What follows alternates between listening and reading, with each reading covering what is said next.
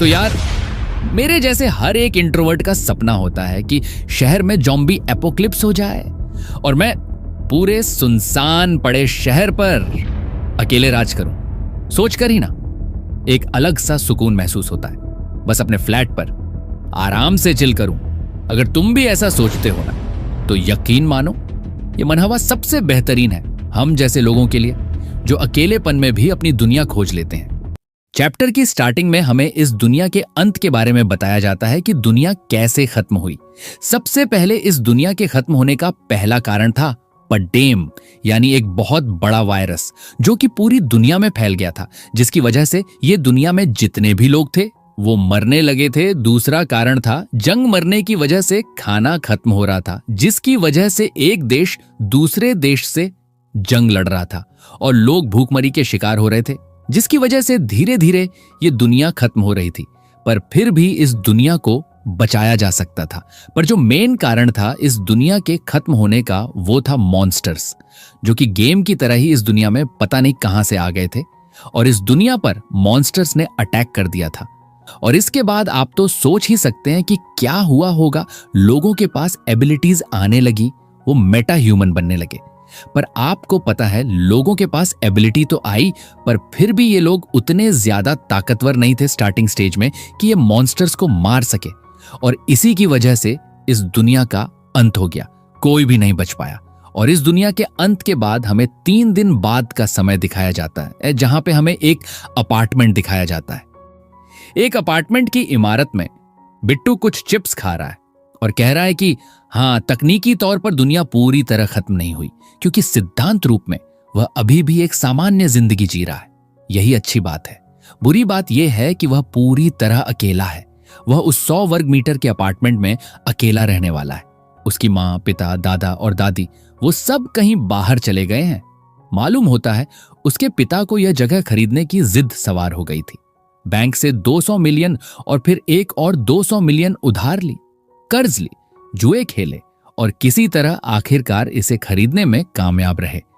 इसीलिए भले ही बच्चा अमीर घर में पैदा नहीं हुआ, उसे एक अच्छी जगह पर रहने के फायदे मिले। और जब कयामत शुरू हुई, जब सारा हाहाकार मचा, तो उसने वहीं रुकने का फैसला किया। वह अपना फोन चेक करता है और उसका चेहरा पीला पड़ जाता है जब उसे एहसास होता है कि कोई सिग्नल नहीं है। वह एक गहरी सांस लेता है, लेकिन अचानक एक तेज आवाज गूंजती है। वह सिर घुमाता है और एक चीज सीधी उसकी तरफ उड़ती आ रही है, खिड़की से टकराती है। वह सदमे में पीछे की ओर गिर जाता है। मॉन्स्टर दोबारा वार करने आता है, लेकिन तभी शीशे पर एक संदेश चमकता है। बिना अनुमति का एक प्राणी अंदर आने की कोशिश कर रहा है। बिट्टू शांत हो जाता है, याद करता है कि यही एक वजह है कि वह अभी तक जिंदा है, लेकिन वह परेशान हो रहा है। वह गुस्से में दरवाजे पर लात मारता है, जोर से गालियां देता है। दुनिया के खत्म होने के 3 दिन बीत चुके हैं, लेकिन वह अभी भी कमरे से बाहर नहीं निकल सकता। वह पूरी तरह से अंदर फंसा हुआ है। सिस्टम उसे बताता है कि उसे सुपर रिक्लूस को बाहर जाने की इजाजत नहीं है। वह उसे चिल्लाकर कहता है अगर यही हालात रहे तो वह मर जाएगा। उसकी सबसे बड़ी समस्या अभी खाने की है। कल से बिजली गुल है। वह फ्रिज में बचा जो कुछ भी है वह खा रहा है, लेकिन वह ज्यादा दिन नहीं चलेगा। फिर अचानक सिस्टम में एक संदेश आता है। उसने एक लेवल 23 का कैलिकन शिकार किया है और भारी मात्रा में अनुभव कमाया है। वह उलझन से देखता है, क्या उसका मतलब वह चिड़िया थी? वह खिड़की पर जाकर नीचे देखता है और उस प्राणी को गोबलिनों के एक झुंड द्वारा नोचे जाते हुए देखता है। धत, ये तो एक दूसरे को भी खा जाते हैं। बिट्टू को एहसास होता है कि ऐसा इसलिए हुआ होगा क्योंकि मॉन्स्टर सीधे उसके अपार्टमेंट से टकराया था। इसके अलावा उसे एक नया स्किल मिलता है जो कहता है कि आसपास का लूट कुछ शर्तों को पूरा करता है और कुछ गणना शुरू करता है। अचानक वह वहां खड़ा है, पूरी तरह समझ नहीं पा रहा कि क्या हो रहा है। गोबलिन सभी चीख रहे हैं, अपने सिर पकड़े हुए हैं और तड़प रहे हैं जैसे ऊपर देख रहे हो। फिर सिस्टम ऐलान करता है कि गणना पूरी हो गई है और उसने 2213 एक कमाए हैं। और जैसे ही वह पैसा उसके खाते में आता है, लाइटें झपकती हैं। डिग्निटी प्रिजर्वेशन नाम का एक स्किल लेवल 1 सक्रिय होता है, कुछ ऐसा जो उसके घर के सारे बुनियादी काम फिर से चालू कर देता है। एक पल के लिए वह समझ नहीं पाता लेकिन जल्द ही उसमें जोश आ जाता है क्योंकि यही तो उसे चाहिए था। फ्रिज फिर से काम कर रहा है, पानी बह रहा है, ओवन जल रहा है। आखिरकार सब कुछ कयामत से पहले जैसा वापस आ गया है। ये बेवकूफ अपना फोन भी चेक करता है, सोचता है कि शायद यह भी वापस आ गया हो, लेकिन जाहिर है ऐसा नहीं है। फोन घर का हिस्सा नहीं है, लेकिन तभी उसे कुछ अजीब नजर आता है। फर्श पर बिखरे सारे कबाड़ के बीच एक अजीब सा यूएसबी स्टिक है। वह उसे पीसी में लगाता है और एक तस्वीर देखता है जिसमें एक मां बच्चे को गोद में लिए है, फिर एक और जिसमें वह उसकी गोद में है। बच्चा और उसका पूरा खुशहाल परिवार। बदकिस्मती से वे शायद अब मॉन्स्टरों द्वारा खाए जा रहे हैं। फिर भी वह बुदबुदाता है कि उसे अपने परिवार को यहां लाना ही होगा, चाहे कुछ भी हो। वह इस पर अड़ा हुआ है, बालकनी की तरफ देखता हुआ, जब अचानक एक स्टोर विंडो पॉपअप होती है। बेशक अगर आप पैसा कमा रहे हैं तो उसे खर्च करने की भी जगह होनी चाहिए। वह उस संदेश को देखता है जिस पर लिखा है आइटम लिस्ट देखें। यह समझने की कोशिश कर रहा है कि क्या हो रहा है। फौरन उसे एहसास होता है कि यह उन मॉन्स्टरों से मिले पैसों से जुड़ा होगा। वह दरवाजा फिर से खोलने की कोशिश करता है, लेकिन सिस्टम दोहराता है कि लास्ट रिक्लूज बाहर नहीं जा सकता। जैसा उसने सोचा था, इससे कोई फर्क नहीं पड़ता कि उसका लेवल कितना बढ़ गया है, वह अभी भी बाहर नहीं निकल सकता। केवल एक चीज जो वह पक्के तौर पर जानता है वह यह है कि अगर वह मॉन्स्टरों का शिकार करता रहा तो वह लेवल अप करता रहेगा और नई काबिलियतें हासिल करता रहेगा। शायद आखिरकार उसे एक ऐसी काबिलियत मिल जाए जो उसे घर से बाहर निकलने दे। लेकिन असली सवाल यह है कि वह जहां है वहां से मॉन्स्टरों को कैसे मारे। फिर आसपास उड़ते हुए उन प्राणियों और नीचे नोचे जा रहे शव को देखकर उसे एक आइडिया आता है। वह रसोई में जाता है, पानी से एक बोतल भरता है, अपना हाथ बाहर निकालता है और उसे बाहर फेंक देता है। कम से कम चीजें तो घर के सुरक्षा चक्र के पार फेंकी जा सकती थीं। तभी वह पास पड़ा एक छोटा डंबल उठाता है और उससे अपनी किस्मत आजमाने का फैसला करता है। लेकिन जब वह उसे पकड़े हुए है तो उसे कुछ चीखने की आवाज सुनाई देती है।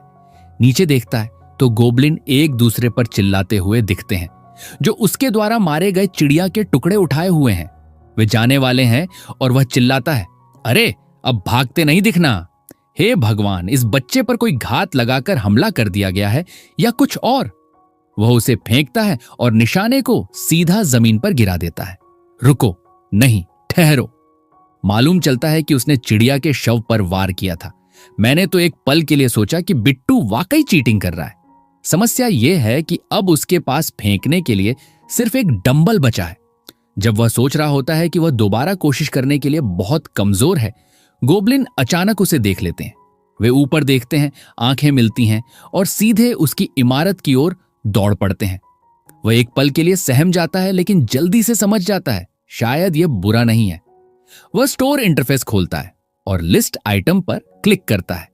सिस्टम उसके डंबल को 6,991 की कीमत वाली चीज के रूप में रजिस्टर करता है। बिल्कुल वही कीमत जो उसने ऑनलाइन खरीदते समय चुकाई थी। शायद यह रिक्लूज शॉप असल में दुनिया की कीमतों को दर्शाती है। इसीलिए वह 2 और खरीदने का फैसला करता है और वे सीधे उसके सामने आ गिरते हैं।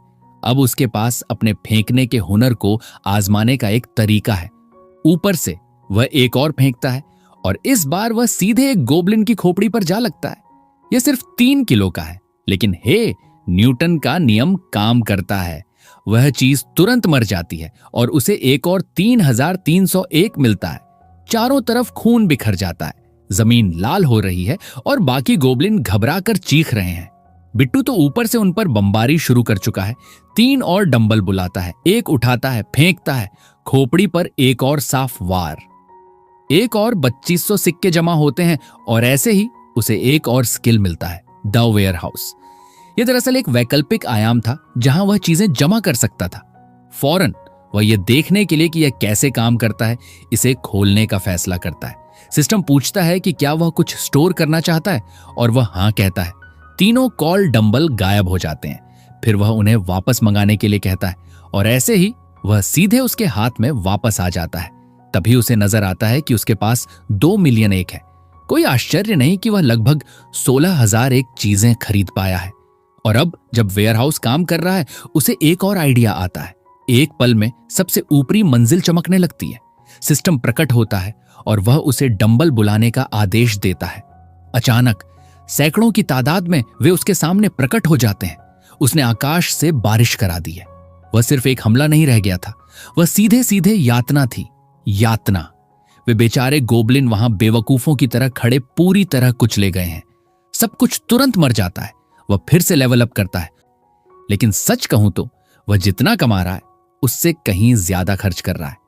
उसे इससे निपटने का एक ज्यादा कारगर तरीका ढूंढना होगा। डंबल बारिश के बाद वह अपने अपार्टमेंट की हर चीज को स्टोर सिस्टम में रजिस्टर कर देता है।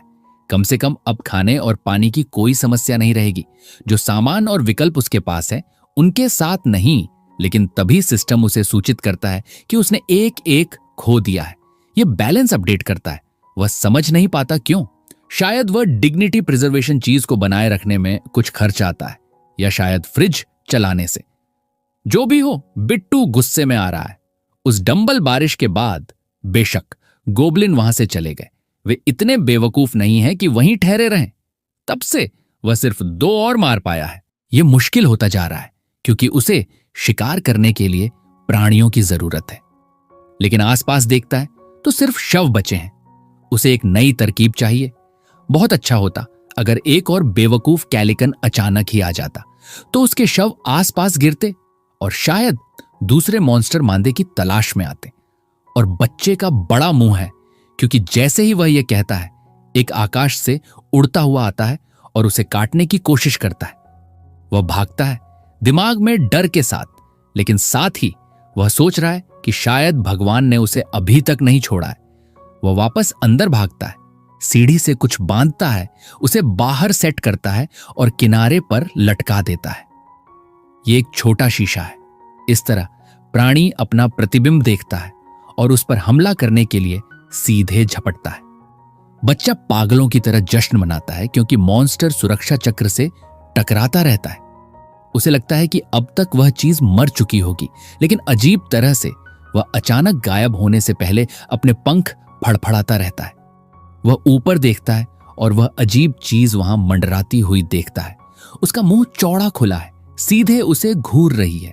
सिस्टम चेतावनी देता है कि एक गैर अधिकृत इकाई अंदर आने की कोशिश कर रही है। मॉन्स्टर सुरक्षा चक्र पर प्रहार करता रहता है, जबकि वह प्रार्थना कर रहा है कि वह टूटे ना। वह दुकान खोलता है, कुछ ऐसा ढूंढने की कोशिश में जो मदद कर सके। उसने जो कुछ समझा है उसके मुताबिक उसे लूट तभी मिलती है जब मॉन्स्टर आसपास मरता है। इसीलिए गोबलिन के शिकार हमेशा कामयाब नहीं होते थे। कुछ बचे हुए लोग शवों को खींच कर ले गए और उन हत्याओं का हिसाब उसके लूट में नहीं जुड़ा। मतलब अगर दूरी एक खास सीमा से पार चली जाए तो गणना फेल हो जाती है और वह ऐसा दोबारा नहीं होने दे सकता। उसे इस चीज को एक ही वार में मारने का तरीका चाहिए। प्राणी को बाहर ही तड़पता हुआ देखकर उसे अचानक एक आइडिया आता है। वह दुकान खोलता है और ढेर सारा कैनोला और नारियल खरीदता है। चूल्हे पर जाता है, उसे गर्म करता है, उबलने देता है, फिर उस चीज से भरा एक पैन डुबोता है और सिस्टम स्टोर फिर से खोलता है।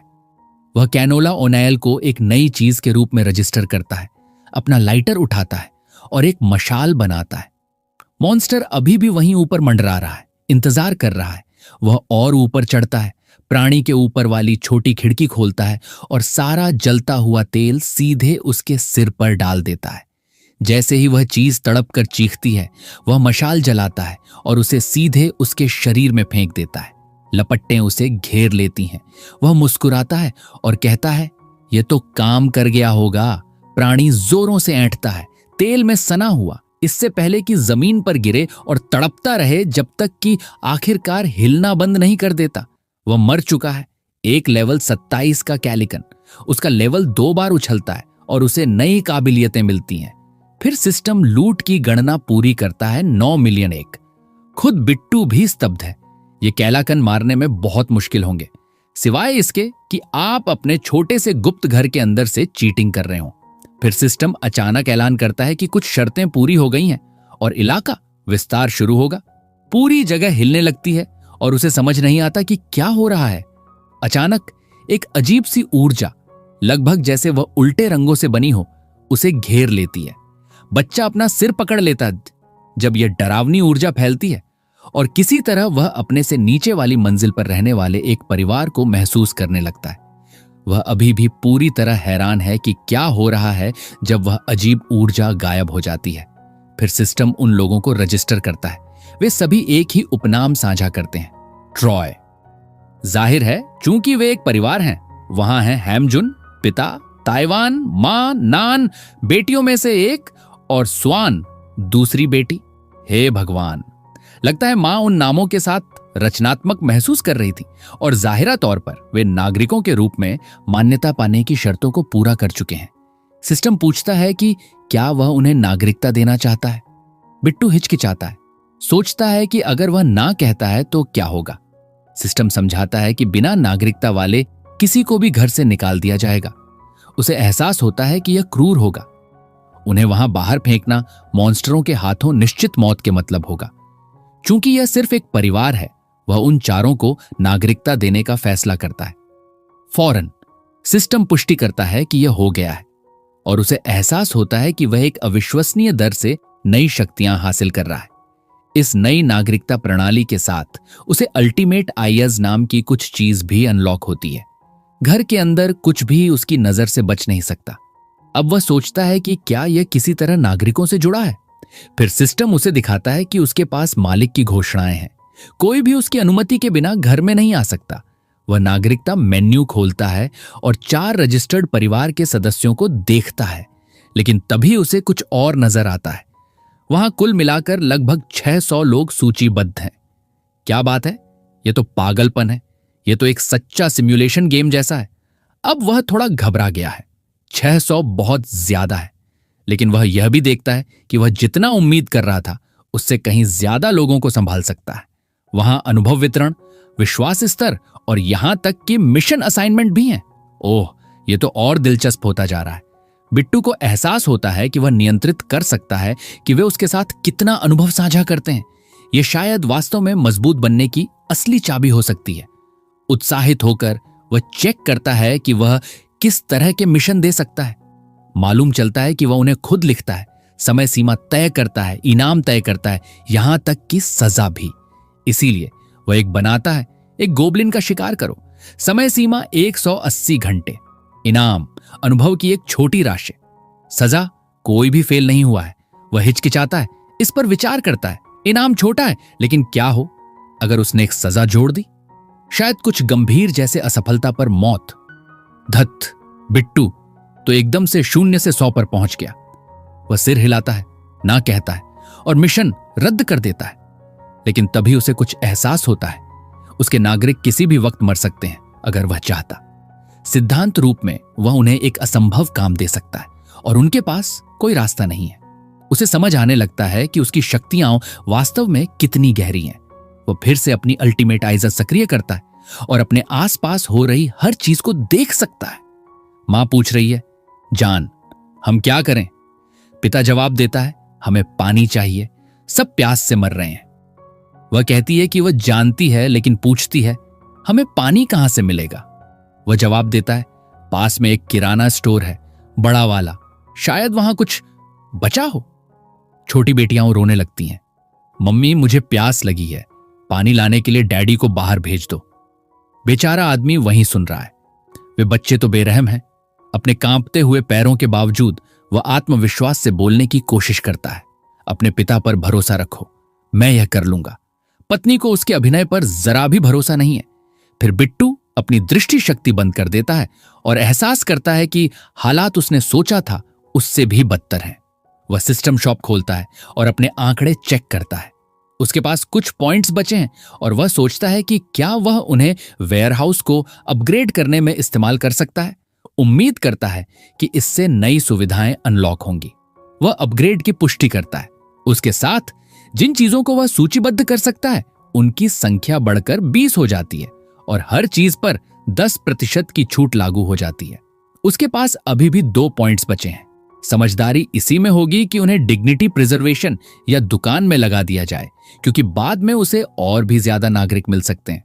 वह दुकान को लेवल 3 पर अपग्रेड करता है और अब वह 40 चीजें सूचीबद्ध कर सकता है और एक नई सुविधा अनलॉक करता है, आइटम रिस्टोरेशन। पुरानी घिसी पिटी चीजों को बिल्कुल नया बनाने की क्षमता, बिल्कुल इसके लायक। वह दुकान फिर से खोलता है, कुछ पानी और कुछ संतरे मंगाता है, और जो उसे लगता है कि उसका आखिरी डिग्निटी पॉइंट है, उसका इस्तेमाल इलाके के प्रिजर्वेशन को अपग्रेड करने में करता है। उसकी योजना है कि पड़ोसियों को बिजली और पानी मुहैया कराया जाए, क्योंकि आप जानते हैं यह बाद में सौदेबाजी के लिए एक अच्छा जहाज बन सकता है। इसी बीच पिता जाने के लिए तैयार हो रहा है, लेकिन इस आदमी के कपड़ों को देखो। अरे यार, ऐसा मत करो, अपने परिवार को देखो। तुम उन्हें ऐसे ही पीछे छोड़कर जा रहे हो। लेकिन वह वैसे भी चला जाता है। सब लोग डैडी बाहर जा रहे हैं, लेकिन चिंता मत करो, वह जल्दी लौट आएंगे। लड़कियां ही थीं जो पहले पानी के लिए रो रही थीं, और अब वे घबरा गई हैं, पूछ रही हैं कि क्या वह सच में जा रहे हैं। वह उन्हें चिंता न करने के लिए कहता है। वह पानी और खाना लेकर जल्दी लौट आएगा, लेकिन जाहिर है वे डरी हुई हैं, बाहर के मॉन्स्टरों के बारे में चीखती हैं। फिर हमें एक फ्लैशबैक दिखता है। लड़कियां खेल के मैदान में एक छोटा सा रेत का महल बना रही थीं, जब अचानक गोबलिनों का एक झुंड आ गया। वे बिजली की तरह भागी। किस्मत से उनके माता पिता ठीक समय पर पहुंच गए, उन्हें उठाया और बचा लिया। असली हीरो वे दोनों। अब गोबलिनों से उस मुठभेड़ को याद करके पिता फिर से पूरे शरीर में कांप रहा है। मां लड़कियों से रोना बंद करने के लिए कहती है, जबकि वह गहराई से जानता है कि यह आखिरी बार हो सकता है जब वह उन्हें कभी देख पा रहा है। और ठीक उसी पल कोई उनके दरवाजे पर आता है। बाहर से एक आवाज माफी मांगती है और उनसे कहती है कि कृपया दरवाजा खोलें। आदमी अपना गोल्फ क्लब कसकर पकड़ता है। यह पता लगाने की कोशिश कर रहा है कि वहां कौन है। यह कोई मॉन्स्टर या उससे भी बुरा कुछ हो सकता है, लेकिन जो भी हो, मुझे यकीन है कि यह बिट्टू है, यह जांचने के लिए कि इमारत में कोई और भी जिंदा है या नहीं। पिता सतर्क रहता है, वार करने को तैयार, जबकि बच्चे शुक्र है कि पूरी तरह बेवकूफ नहीं है, अपना मुंह ढक लेते हैं, आवाज न निकालने की कोशिश कर रहे हैं। फिर दरवाजा खुलता है। पिता, जिसे मॉन्स्टरों से लड़ने के लिए बाहर जाना था, हमला करने के बजाय अपने परिवार को बचाने के लिए पीठ फेर लेता है। अरे यार, दुश्मन का सामना करो। अगर तुमने नहीं किया तो तुम पहले मरोगे और फिर बाकी सब भी। उसकी किस्मत अच्छी है, ये बस बिट्टू है, एक दोस्ताना खाने का एक बैग लिए वहां खड़ा है। वह अपना परिचय किम जून के रूप में देता है। वह बिट्टू जो बगल में रहता है। परिवार हैरान, भावुक, यहां तक कि कल्पना करो कि आप अपनी मौत की ओर चलने वाले हैं और अचानक ये बच्चा ठीक वही लेकर आ जाता है जिसकी आपको जरूरत थी। पिता अवाक है, बैग को देखता हुआ। क्या संतरे? पानी? वह अपने भ्रमित परिवार की तरफ देखता है। जाहिर है उन्हें इसकी सख्त जरूरत है और मना करने का कोई कारण नहीं है। पिता यही सोचता है, इसीलिए वह बिट्टू को अंदर बुलाता है।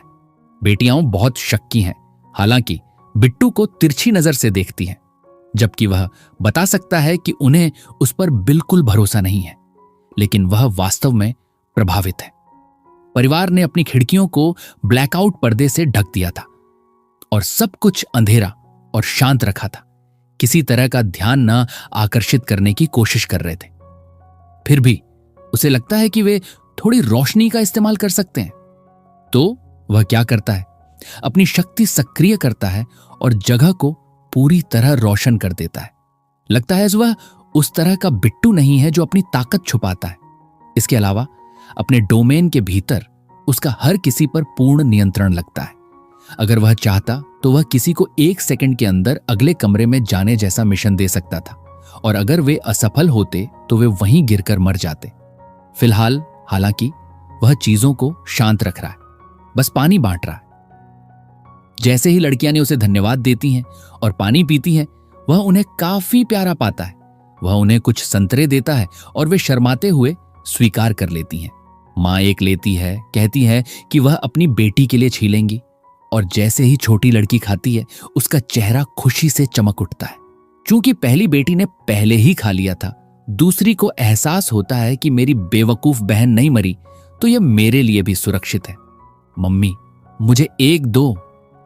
वह पूरी तरह से प्यारी और हंसमुख हो जाती है।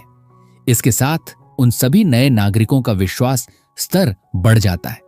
वफादारी प्रणाली सक्रिय होती है और सोयोन की वफादारी 30 पार कर जाती है। सून सबसे छोटी बेटी है और चूंकि वह 30 पार कर गई, अब उसे एक वासल के रूप में रजिस्टर किया जा सकता है। तभी उसे स्क्रीन पर कुछ और नजर आता है। उसका विश्वास स्तर 57 है, लेकिन एक विकल्प भी है जिस पर निष्कासित लेबल लगा है। बिट्टू इससे ज्यादा खुश नहीं दिखता। वह एक बार में सिर्फ 10 वासल रख सकता है और ऐसा लगता है कि यह सुविधा महत्वपूर्ण होने वाली है। वह ऐसे लोग चाहता है जो वास्तव में उसके आदेशों का पालन कर सकें। हालांकि पिता की वफादारी अभी भी 31 पर अटकी हुई है। यह एक समस्या है। उसे उस आदमी को और भरोसा दिलाने की जरूरत है। इसीलिए जब पिता उसे धन्यवाद दे रहा होता है, बिट्टू कहता है कि यह ठीक है और उसे बरामदे में जल्दी बातचीत के लिए आमंत्रित करता है। बाहर उसने पूछा कि क्या आदमी को नागरिकता मिली, और वहां में सिर हिलाता है। कहता है कि एक छोटी सी विंडो पॉपअप हुई और पूरे परिवार को लगभग 30 मिनट पहले मिल गई। बिट्टू पूछता है कि उस दौरान कुछ खास हुआ और आदमी समझाता है कि वे कुछ देर के लिए अपने शरीर नहीं हिला पा रहे थे। तभी बिट्टू एक प्रस्ताव रखने का फैसला करता है। वह यंग जून से कहता है कि वह उसे वह शांतिपूर्ण जीवन वापस दिला सकता है जो उसके पास पहले था। वह गारंटी दे सकता है कि कोई भी मॉन्स्टर उनके घर पर कभी हमला नहीं करेगा। पिता को यह विश्वास नहीं होता कि पूछता है कि क्या ऐसा कुछ संभव भी है। बिट्टू उसे आश्वासन देता है कि है। अब पिता सतर्क है। वह जानता है कि इस दुनिया में कोई मुफ्त का लंच नहीं होता। तो पकड़ क्या है? बिट्टू इसकी चाशनी नहीं चढ़ाता। वह कहता है कि मौत का जोखिम है। फिर भी आदमी सिर हिलाता है। वह कोशिश करने को तैयार है। उन्हें बस खाने और पानी की जरूरत है और वह पहले से ही उसके लिए अपनी जान जोखिम में डालने को तैयार है। हां, वह तो बेवकूफ की तरह मरने को भी तैयार है अगर ऐसा आए। फिर बिट्टू ने उल्लेख किया कि उसने पहले एक गोल्फ क्लब देखा था और पूछता है कि इसकी कीमत कितनी थी। आदमी कहता है, मुझे नहीं पता, शायद 4 या 5 लाख। बिट्टू जैसे, धत, यह बिल्कुल कारगर नहीं है, बहुत महंगा। अगर यह सिर्फ धातु का एक टुकड़ा होता तो इसकी कीमत कहीं कम होती। इसीलिए वह फैसला करता है कि इसे रजिस्टर करने लायक नहीं है, क्योंकि उसकी एक सीमा है कि कितनी चीजें जोड़ी जा सकती हैं और जैसे जैसे वह लेवल अप करेगा, नई चीजें रजिस्टर करना और भी मुश्किल होता जाएगा। पिता उलझन में दिखता है, सोच रहा है कि उसने कीमत के बारे में पूछा भी क्यों। बिट्टू इसे टाल देता है, कहता है यह कुछ नहीं है, बस जिज्ञासा है। फिर वह पूछता है कि क्या आदमी को वह दिन याद है जब मॉन्स्टर पहली बार दिखाई दिए थे। जेन कहता है, हां, यह एक वीकेंड था और यह डरावना था। बिट्टू सोचता है कि यह स्पष्ट है, जो लोग घर पर रुके थे वे शायद बच गए। उसे यह भी एहसास हुआ है कि कम स्तर के गोबलिन वयस्क इंसानों से कहीं ज्यादा कमजोर हैं। केवल एक चीज जो उन्हें खतरनाक बनाती है वह यह है कि वे बड़े समूहों में चलते हैं, लेकिन यही बात इंसानों के लिए भी कही जा सकती है। इसीलिए बिट्टू की योजना अब सरल है। पहले एक सेना बनाओ। फिर वह ह्यानजुन से कहता है, अब से तुम मेरे साथ आओगे, हम और बचे हुए लोग ढूंढने जा रहे हैं। कुछ देर बाद उसने देखा कि ह्यानजुन का उस पर भरोसा बढ़ गया है। अभी एकमात्र व्यक्ति जो अभी भी उस पर भरोसा नहीं करता है वह मां है। परिवार को एक साथ देखकर बिट्टू मदद नहीं कर सकता, लेकिन सोचता है कि वह अपने परिवार को भी वापस लाना पसंद करेगा। लेकिन तभी उन्हें कुछ सुनाई देता है, कराह, चीख, अजीब आवाजें। वे बाहर देखते हैं और नीचे लोगों का एक समूह गोबलिनों से लड़ रहा है। समस्या यह है कि वह उनकी मदद कैसे करे। उसके पास केवल डंब बारिश और जलते तेल के हमले हैं। नीचे के लोग अपनी पूरी ताकत झोंक रहे हैं। एक आदमी एक गोबलिन के सिर पर बेसबॉल फेंकता है, उसे टक्कर मारकर उड़ा देता है। एक और लड़की एक के सिर में सीधे 2 तीर मारती है। डेड सेंटर, धत। इसी बीच बल्ले वाला आदमी आगे बढ़ता है और एक और गोबलिन का सिर तोड़ देता है। बाकी लोग घबरा जाते हैं और अपनी जान बचाने के लिए भागने लगते हैं। यहां से निकलो, धत तेरे की। वे सबको मार रहे हैं। लड़ाके अपने गठन में बने रहते हैं, अपनी जमीन पकड़े हुए, ऊर्जा का विकिरण करते हुए। लेकिन तभी लड़कियों में से एक को कुछ आता हुआ महसूस होता है। वह अपना धनुष खींचती है, निशाना लगाती है और रुकती है। क्या यह चिप्स का एक पैकेट है? ऊपर से वह किसी बिट्टू को अपनी ओर हाथ हिलाते हुए देखती है। वह जैसे, यह अजीब बच्चा कौन है? जबकि बिट्टू खुशी खुशी वापस हाथ हिलाता रहता है। फिर कोई उसके दरवाजे पर दस्तक देता है। यह हैम्जिन एक बॉक्स लीक हुए है। बिट्टू उसे धन्यवाद देता है, लेकिन जैसे ही आदमी अंदर कदम रखने की कोशिश करता है, वह सीधे एक अदृश्य बाधा से टकरा जाता है। सिस्टम तुरंत एक संदेश पॉपअप करता है कि वह योग्य नहीं है और घर में नहीं आ सकता। आदमी उलझन में है और सच कहूं तो बिट्टू भी है। शायद कोई भी उसकी जगह में नहीं आ सकता, या शायद सिर्फ वे जो वासिल के रूप में रजिस्टर्ड हैं। ह्योंगजिन इसे नजरअंदाज करने का फैसला करता है और बस वह बॉक्स दे देता है जिसमें हथियार के रूप में इस्तेमाल होने वाली कोई भी चीज भरी हुई है। ठीक इसके बाद बिट्टू सिस्टम खोलता है और पानी की 5 बोतलें और इंस्टेंट नूडल्स के 5 पैक मंगाता है।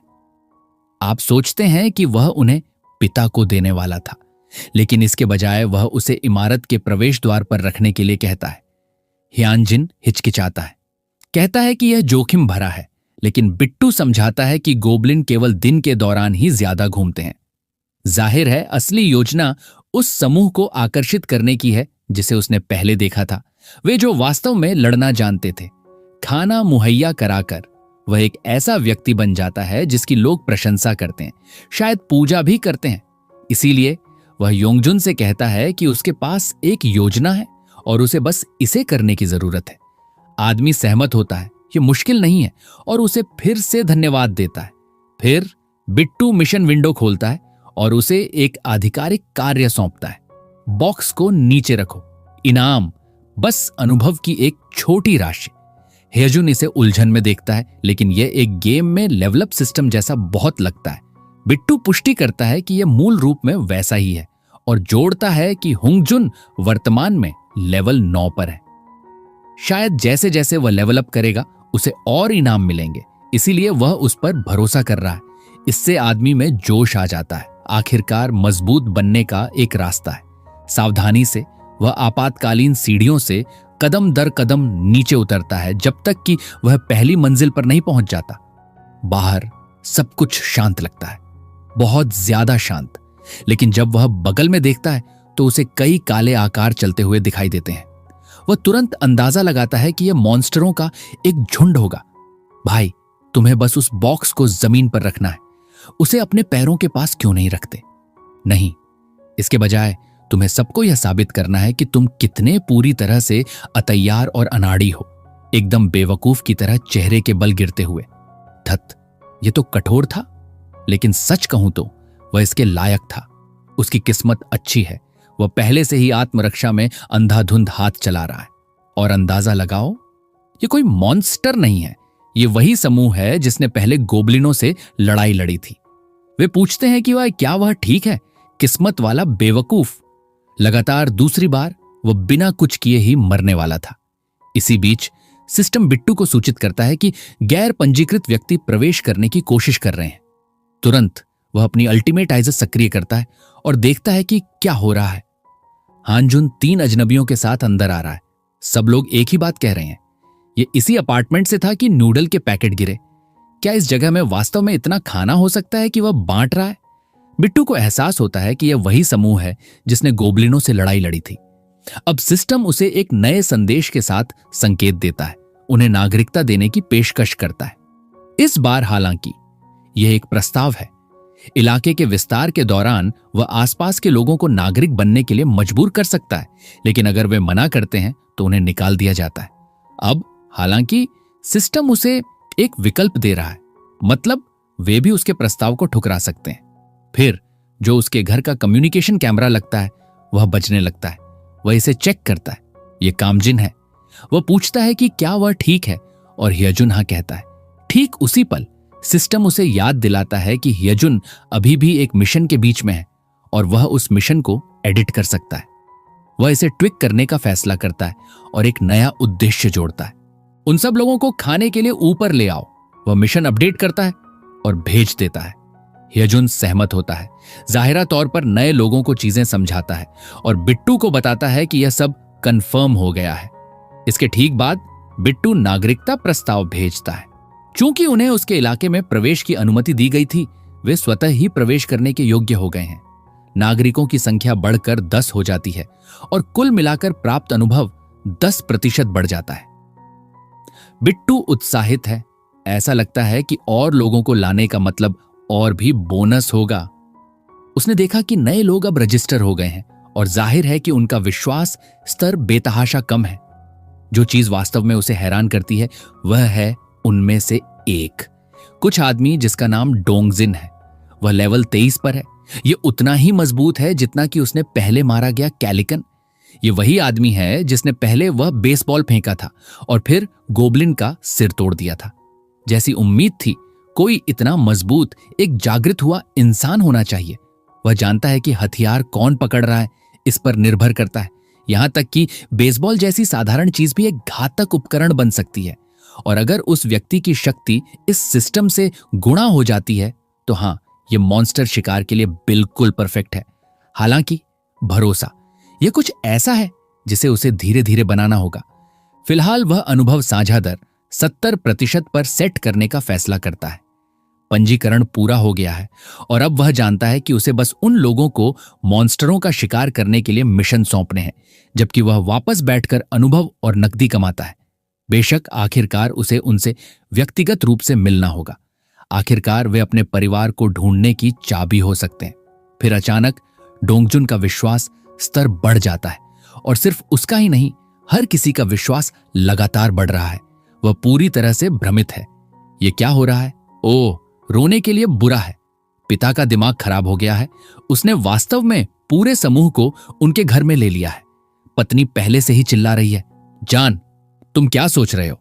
6 हथियारबंद लोगों को हमारे घर में हमारी 2 बेटियों के साथ लाकर। और वह बस कंधे उचकाता है।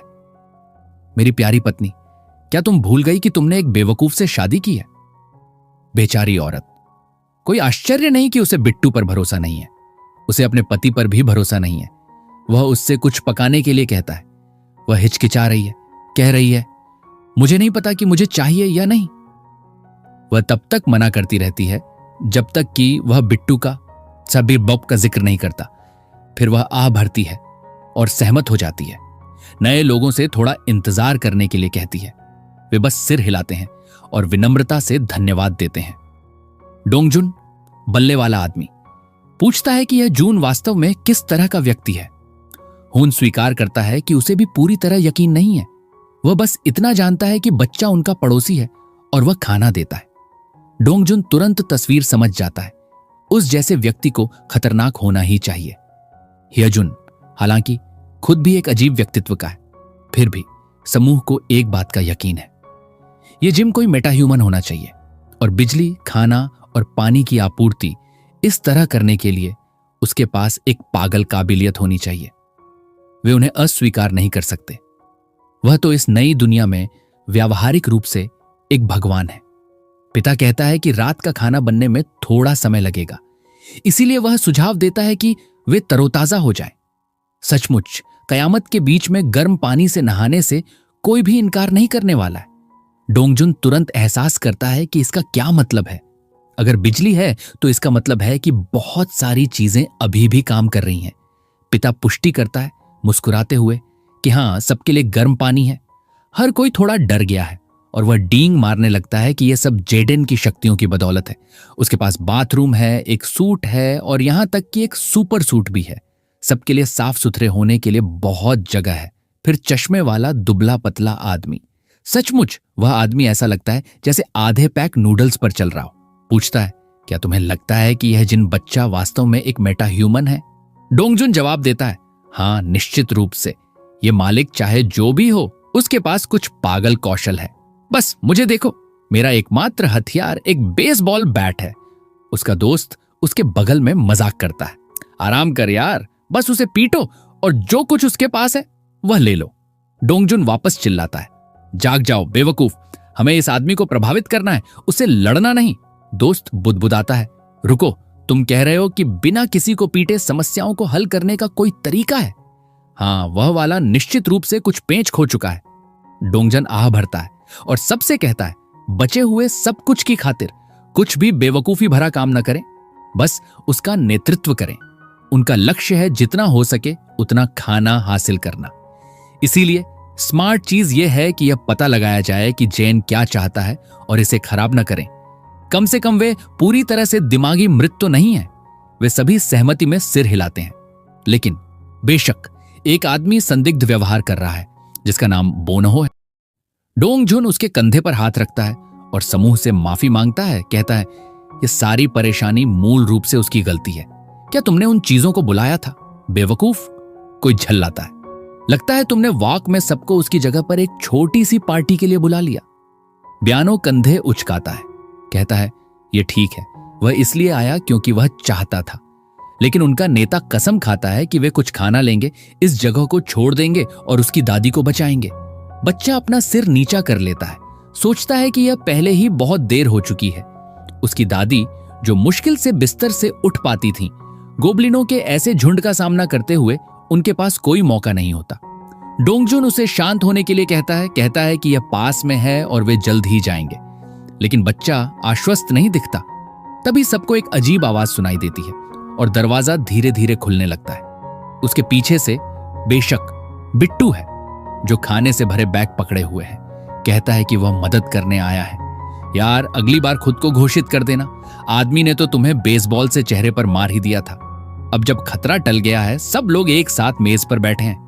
मां शर्मिंदा दिखती है, माफी मांगती है कि यह तंग है क्योंकि बहुत सारे लोग हैं। डोंगजुन भी माफी मांगता है, कहता है कि यह उनकी गलती है कि वे बिना बताए आ गए। फिर लग्जरी भोजन आता है, चावल के साथ चावल। मां शर्माते हुए कहती है कि उसने बस वही बनाया जो वह बना सकती थी। उम्मीद करती है कि उन्हें पसंद आएगा। लेकिन सच कहूं तो चावल के साथ चावल हो या ना हो, यह उनके लिए एक दावत है। वे दिनों से मिट्टी और कंकड़ खा रहे हैं। हर कोई देखकर लार टपका रहा है। इस तरह की कयामत में एक गर्म भोजन एक चमत्कार है। मां समझाती है कि यह सब जून द्वारा दी गई सामग्री की बदौलत है। उनके बिना वह सिर्फ चावल के साथ कुछ संतरे ही परोस पाती, और बस उसका विश्वास स्तर बढ़ता रहता है। यह पहले ही 50 तक पहुंच चुका है। बिट्टू प्रभावित हुआ। पत्नी की वफादारी पति की तुलना में भी तेजी से बढ़ रही है। हेम, दिलचस्प, बहुत दिलचस्प। सभी उसे भोजन के लिए धन्यवाद देते हैं और खाना शुरू कर देते हैं। आंखें चमक उठती हैं, खुशी से लगभग कांपते हुए, जैसे मां उन्हें खाने के लिए कहती है। वो बस अपनी बेटी को खिलाना भूल गई, जो उसकी आस्तीन खींच रही है, खाने के लिए कह रही है।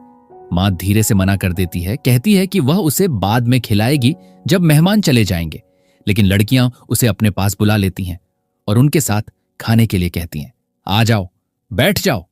बिट्टू माता पिता को देखता है और कहता है, तुम दोनों बैठो और खाओ। क्या योजना बना रहे हो, बेवकूफों की तरह वहीं खड़े रहने की? ठीक है। फिर वे बैठते हैं और सब खाना शुरू कर देते हैं। खाते समय बिट्टू को एहसास होता है कि उसे इस तरह का भोजन करते हुए बहुत समय हो गया है। बेशक यह उसके मन में उस खाने की याद दिलाता है जो उसकी मां बनाया करती थी। अब वह बस यही उम्मीद करता है कि उसका परिवार अभी भी कहीं सुरक्षित है। भोजन के बाद एक छोटी लड़की को नींद आ जाती है और उसकी मां उसे लेकर चली जाती है। बिट्टू फिर अपना गला साफ करता है और कहता है कि अब व्यवसाय पर उतरने का समय है। वह पूछता है कि वे उस दादी के घर क्यों नहीं जा सकते, भले ही वह पास ही क्यों ना हो। डोंगजान समझाता है, यह गोबलिन है, उन्हें एक पार्किंग गैरेज से गुजरना होगा और वे प्राणी अंधेरी बंद जगहों से प्यार करते हैं। वह जगह तिलचट्टों के घोंसले की तरह उनसे भरी पड़ी है। वह अनुमान लगाता है कि वहां कम से कम कुछ हजार तो हैं। बिट्टू जानता है कि उसकी वर्तमान क्षमता केवल 30वीं मंजिल तक फैली हुई है, जिसका मतलब है कि वह ऐसी स्थितियों में मदद के लिए ज्यादा कुछ नहीं कर सकता। डोंगजान जोड़ता है कि अपार्टमेंट की सभी गलियां उसी निचले स्तर की ओर जाती हैं, इसीलिए उनमें से किसी में भी वहां जाने की हिम्मत नहीं है। बिट्टू का उल्लेख है कि साइड स्ट्रीट पर निकास है। डोंगजुन सिर हिलाता है और कहता है, हां, यही उनकी मूल योजना थी, लेकिन वे रास्ते और भी बदतर हैं। वहां ऐसे मॉन्स्टर हैं जो गोबलिनों से कहीं ज्यादा खतरनाक लगते हैं। बिट्टू पूछता है, किस तरह का? डोंगजिन कहता है कि वे भेड़ियों या भालुओं जैसे दिखते हैं, विशालकाय पिंड वाले जानवर। एकमात्र कारण कि वे बचे थे क्योंकि वह राक्षस अकेले ही 50 गोबलिनों को मारने में व्यस्त था। हां, यह निश्चित रूप से बदतर लगता है। वह जोड़ता है कि वे शायद इसलिए बचे क्योंकि वहां नीचे बहुत अंधेरा था।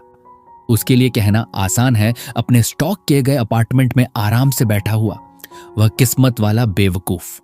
डोंगजुन सहमत है, लेकिन कहता है कि उनकी सीमाएं हैं।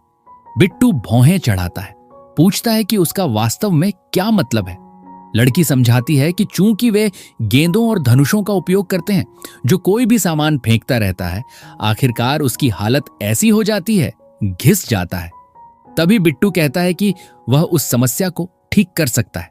उसे बस उनके तीर और बेसबॉल पर एक नजर डालने की जरूरत है।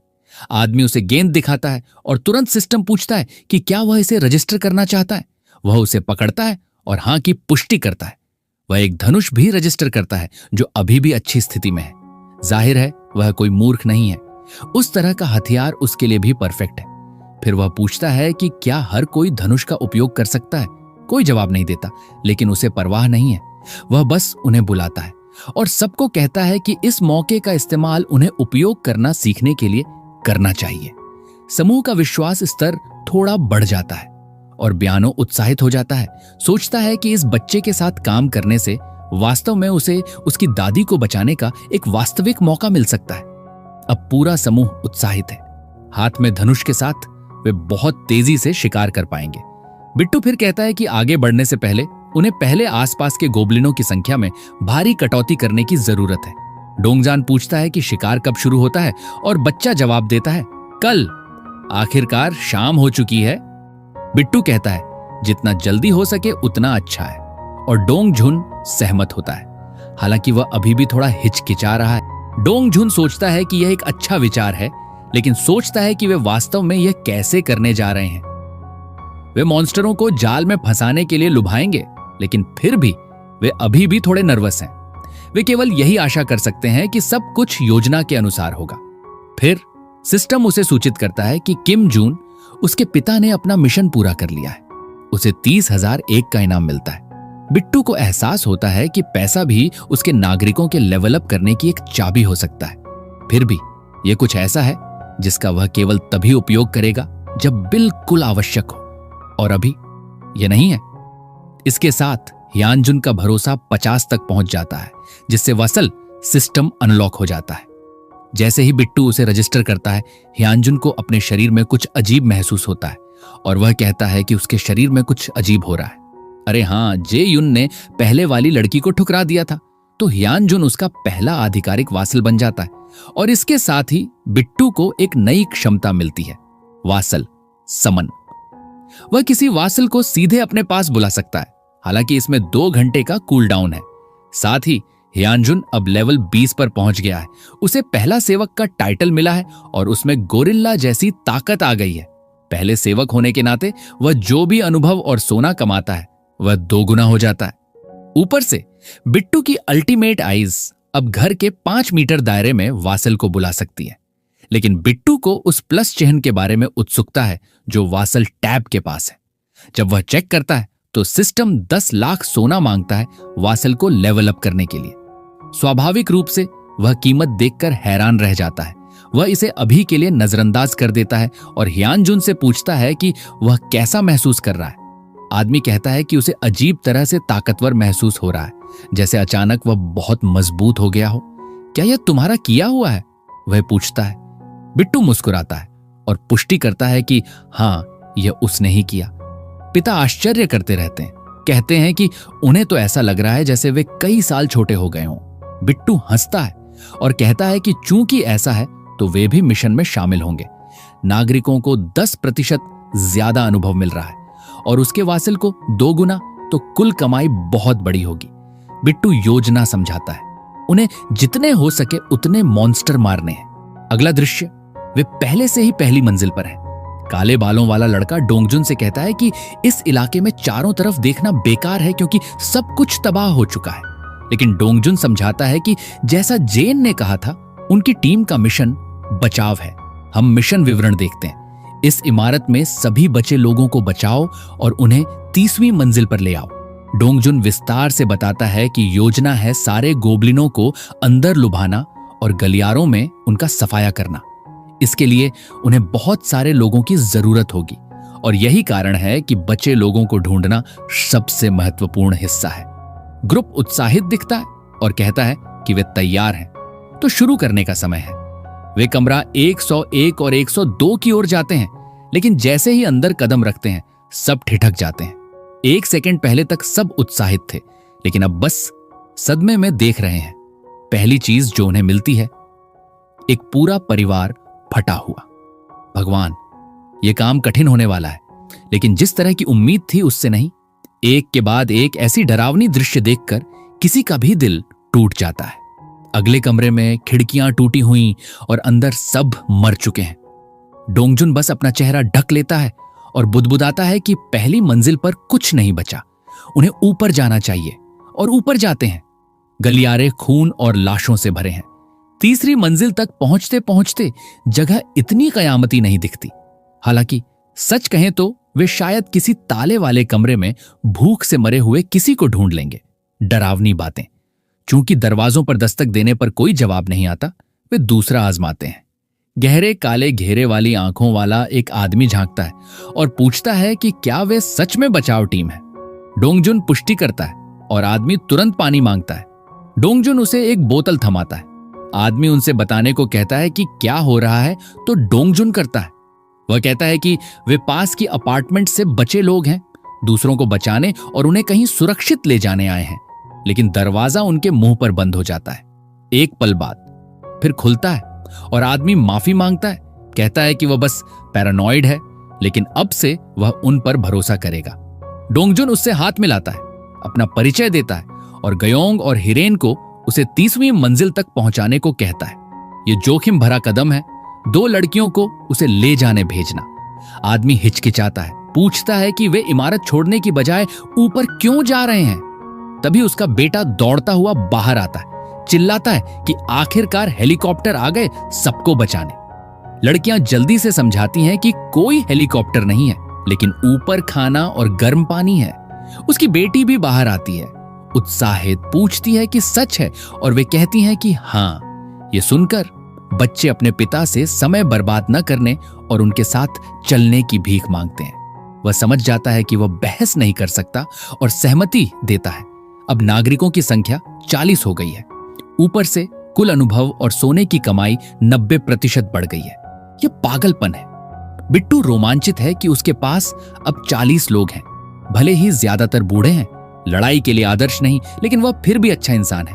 जितना हो सके सबकी मदद करना चाहता है। डोंगजुन रिपोर्ट करता है कि यही सब वे ढूंढ सके। कुल संख्या यही है। उन्होंने 1 से 29 तक हर मंजिल चेक की। कई पहले से मर चुके थे, लेकिन कुछ लोग अभी भी अपने अपार्टमेंट्स में जिंदा थे। बिट्टू उनकी तारीफ करता है, सोचता है कि ह्यानजुन का अपार्टमेंट अब भरा हुआ होगा, लेकिन यह काफी होना चाहिए। वह अपनी अल्टीमेट आइजन सक्रिय करता है और देखता है कि सब मेहनत से काम कर रहे हैं। कुर्सियां ढो रहे हैं, रस्सियां लगा रहे हैं, केबल खींच रहे हैं, टैंक ले जा रहे हैं। वह सिर हिलाता है, कहता है, परफेक्ट। गोब्लिन हंट का दूसरा चरण शुरू करने का समय है। गलियारे में डोंगजुन सबको इकट्ठा करता है और योजना समझाता है। उनका लक्ष्य है नीचे छिपे गोब्लिनों को लुभाना। पहले वे पार्किंग गैरेज के B1 सेक्शन में जाएंगे। 2 ग्रुपों में बटेंगे। एक प्राणियों को लुभाएगा, दूसरा उन्हें मार गिराएगा।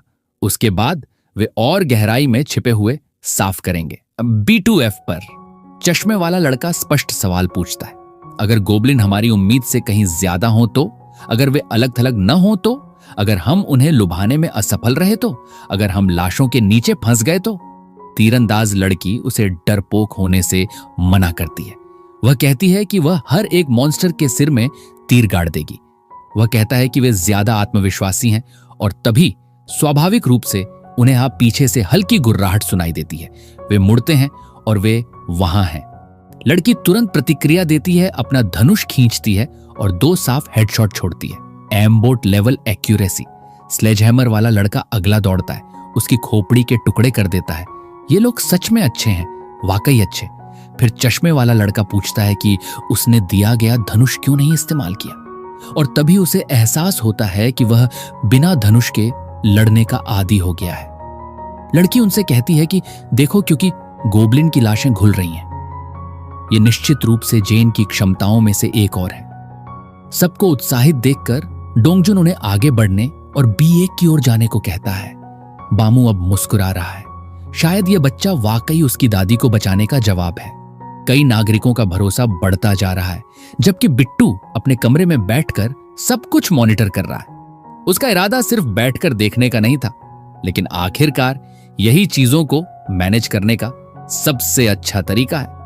फिर बांगो, जो अपनी दादी की तलाश में है, आखिरकार 50 भरोसा अंक तक पहुंच जाता है। इसका मतलब है कि अब उसे वासल के रूप में रजिस्टर किया जा सकता है। जहां तक बिट्टू का सवाल है, जितने ज्यादा वासल उतना बेहतर। लेकिन कुछ उसका ध्यान खींचता है। बाएं हो का भरोसा 55 है, लेकिन वफादारी 88। अजीब लेकिन बुरा नहीं। वह उसे तुरंत रजिस्टर करने का फैसला करता है।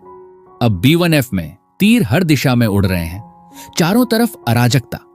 और अब जब बांगो जागृत हो गया है, उसे ताकत का एक झोंका महसूस होता है। सब उसकी ओर मुड़ते हैं, उलझन में, सोचते हैं कि क्या हो रहा है। यहां तक कि गोबलिन भी अंधे लगते हैं। अंधेरे में अनगिनत आंखें चमकती हुई दिखाई देती हैं, जिससे गोबलिन चीखते हैं और अपने सिर ढक लेते हैं। डोंग जिन कहता है कि उसे कोई अंदाजा नहीं कि क्या हो रहा है, लेकिन जो भी है ये काम कर रहा है। उसे इसका फायदा उठाना चाहिए और उन्हें खत्म कर देना चाहिए। लड़कियां और तीर छोड़ती हैं, साफ हेडशॉट, और उनमें से एक ने तो ट्रिपल शॉट भी मारा, पूर्ण सटीकता। फिर भी गोबलिन बहुत ज्यादा है। पूरी भीड़ अब दौड़ रही है, जगह को भर रही है। सब घबरा रहे हैं, चिल्ला रहे हैं कि गोबलिन उम्मीद से कहीं ज्यादा है। शायद B2 वाले ऊपर आ गए हैं। वे एक दरवाजे से दौड़ते हैं और उसे बंद करने की कोशिश करते हैं, लेकिन कई गोबलिन के हाथ दरवाजे में फंस जाते हैं, जंगली तरह से पंजे मारते हुए। वे दरवाजे को उन पर पटकते हैं, हड्डियां कुचलते हैं, लेकिन दर्जन भर गोबलिन अभी भी अंदर धकेलने की कोशिश कर रहे हैं। तभी हेमुन सबको पीछे हटने को चिल्लाता है। वह अपनी गोरिल्ला ताकत क्षमता सक्रिय करता है और एक जोरदार धक्के से दरवाजा बंद कर देता है। अतिशयोक्ति नहीं, गोबलिन के टुकड़े हर तरफ उड़ गए होंगे। वह अपनी सारी ताकत से खींच रहा है, चिल्लाता है कि उसे उन्हें रोकना ही होगा। डोंगजुन उसे ऊपर आने को चिल्लाता है। अब सुरक्षित है। उस पल ह्यानजुन दरवाजा छोड़ता है, दौड़ने के लिए मुड़ता है और तुरंत लड़खड़ाकर मुंह के बल गिर पड़ता है। सच में यह आदमी अपनी मौत को स्पीड रन कर रहा है। उसकी किस्मत अच्छी है, बैट वाला लड़का एक गोबलिन को जो उस पर झपटने वाला था पीट देता है और उसे उठने को कहता है। लेकिन बहुत देर हो चुकी है। 5-6 गोबलिन पहले से ही पीछे से आ रहे हैं। जैसे ही एक उसकी टांग पकड़ता है, ह्यानजुन सबकी आंखों के सामने गायब हो जाता है। बैट वाला लड़का ठिठक जाता है। एहसास होता है कि वह पूरी तरह अकेला है। एक गोबलिन उस पर छलांग लगाता है। वह हैमर घुमाता है और उसकी खोपड़ी कुचल देता है, जबकि उसके पीछे तीरंदाज हवा में तीरों की बौछार कर रहे हैं, हर प्राणी को निशाना बना रहे हैं। पूरी टीम तीरों का तूफान छोड़ रही है, जबकि बचे लोग सीढ़ियों से ऊपर दौड़ रहे हैं। लेकिन अभी भी गोबलिनों की एक भीड़ उनके पीछे दौड़ रही है। सैद्धांतिक रूप से यही योजना थी। अगला अध्याय। चांद की रोशनी में कई भालू जैसे मॉन्स्टर गोबलिनों का भोजन कर रहे हैं। मानना पड़ेगा ये थोड़ा जंगली है, लेकिन कम से कम इस कहानी में मॉन्स्टर एक दूसरे से भी लड़ते हैं। इंसानों को ही निशाना बनाने से ज्यादा समझदारी है। इस बीच ऊपर ह्यानजुन जिहुन के सामने ढेर हो जाता है, हांफता हुआ कि वह लगभग मर गया था। वह पूरी तरह खरोंचों से भरा है, खड़ा होने की कोशिश कर रहा है, उलझन में कि वह वहां कैसे पहुंचा। बेशक बिट्टू अपनी अल्टीमेट आयत से सब कुछ देख रहा था। शुक्र है वासल समन स्किल बिल्कुल सही काम किया। ह्यानजुन लंगड़ाता हुआ, उसके पैर फटे हुए, पूछता है कि अभी क्या हुआ। बिट्टू बस कहता है कि कम से कम वह जिंदा है और ऐसी चोट जल्दी ठीक हो जाएगी। लेकिन बिट्टू जानता है कि अब मेडिकल सप्लाई की रिसर्च शुरू करने का समय है। वह अपने अपार्टमेंट के अंदर जाता है, याद करता है कि उसकी माँ हमेशा एक छोटी फर्स्ट एड किट रखती थी उसकी देखभाल के लिए। ऐसी दुनिया में ऐसी चीज बेहद कीमती है। समस्या यह है कि वह सिर्फ 40 चीजें स्टोर कर सकता है।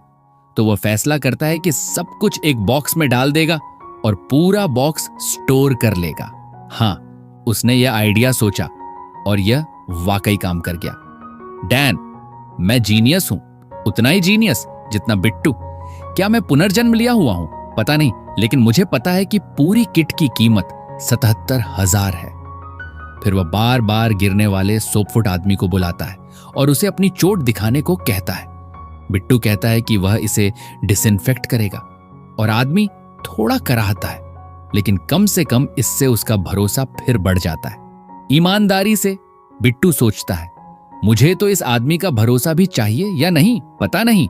बेकार का बेवकूफ, मैं इसे जिंदा सिर्फ इसलिए रख रहा हूं क्योंकि इसकी पत्नी और 2 बेटियां हैं जिन्हें इसके लिए क्या चाहिए पता नहीं, शायद भावनात्मक सहारा।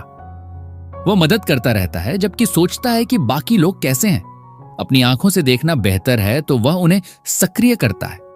चलो देखें बाहर क्या हो रहा है। वही गलियारा। फ्लैशबियर्ड बैरिकेड के पीछे से निकलता है। एक और गोबलिन के सिर में साफ तीर मारता है जबकि एक लड़का पीट रहा है। सबके पास धनुष हैं, गोबलिनों पर तीरों की बौछार कर रहे हैं। यह टीम सच में मजबूत है। उन्होंने बैरिकेड बनाए हैं, दुश्मनों को अंदर खींच रहे हैं, अपने साथियों को नहीं मार रहे। जल्दी बोल दिया। जैसे ही वह उनकी तारीफ करता है, एक लड़के को पीछे से गोबलिन पकड़ लेता है। बोनहो उसे सावधान रहने को चिल्लाता है और खुद 3 को तोड़ते हुए अंदर घुस जाता है। वह पूरी तरह पागल हो गया है, सीधे लड़ाई में कूदकर सब कुछ फाड़ रहा है। बाकी सब देखते रहते हैं। ब्यामहो ऐसा लड़ सकता है?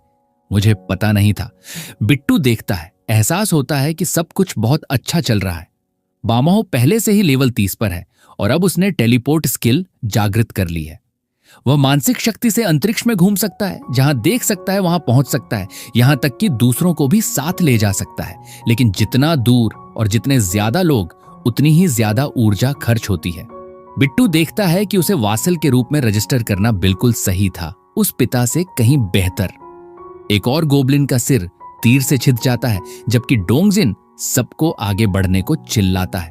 वे पूछते हैं कि पानी का टैंक कहां है और कोई चिल्लाता है कि तैयार है।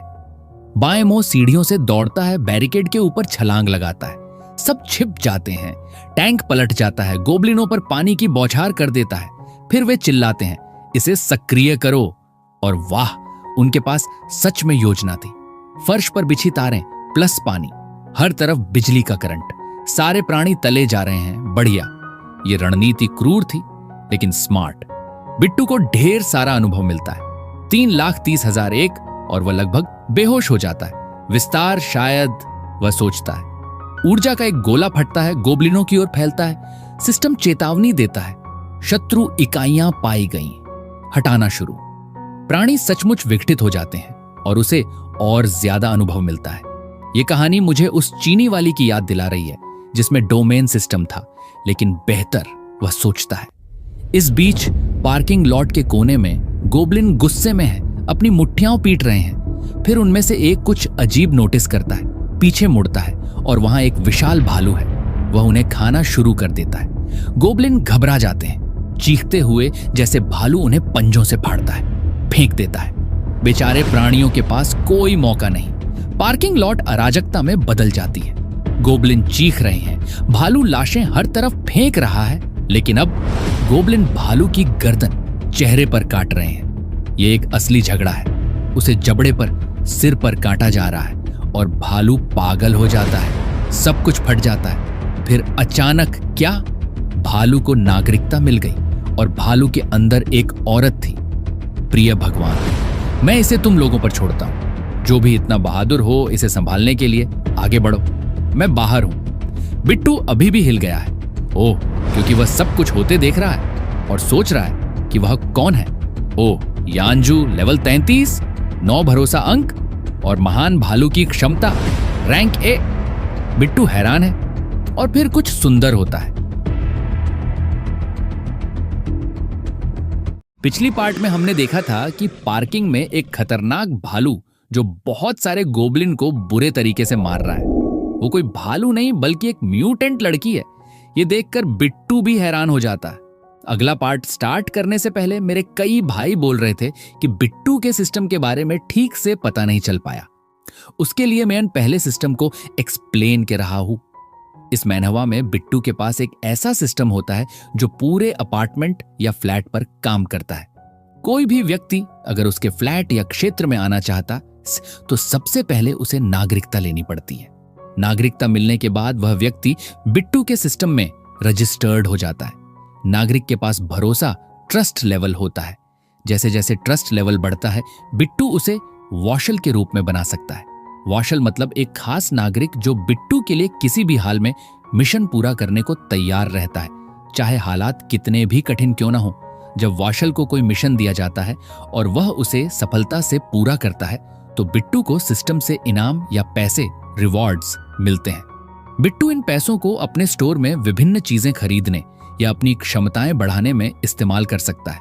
हर मिशन या कार्य पूरा होने पर बिट्टू को नई नई एबिलिटीज भी मिलती है और बिट्टू अपने वत्सल की पावर भी बढ़ा सकता है, जैसे उसने पिता को गोरिल्ला जैसी ताकत दे दी थी।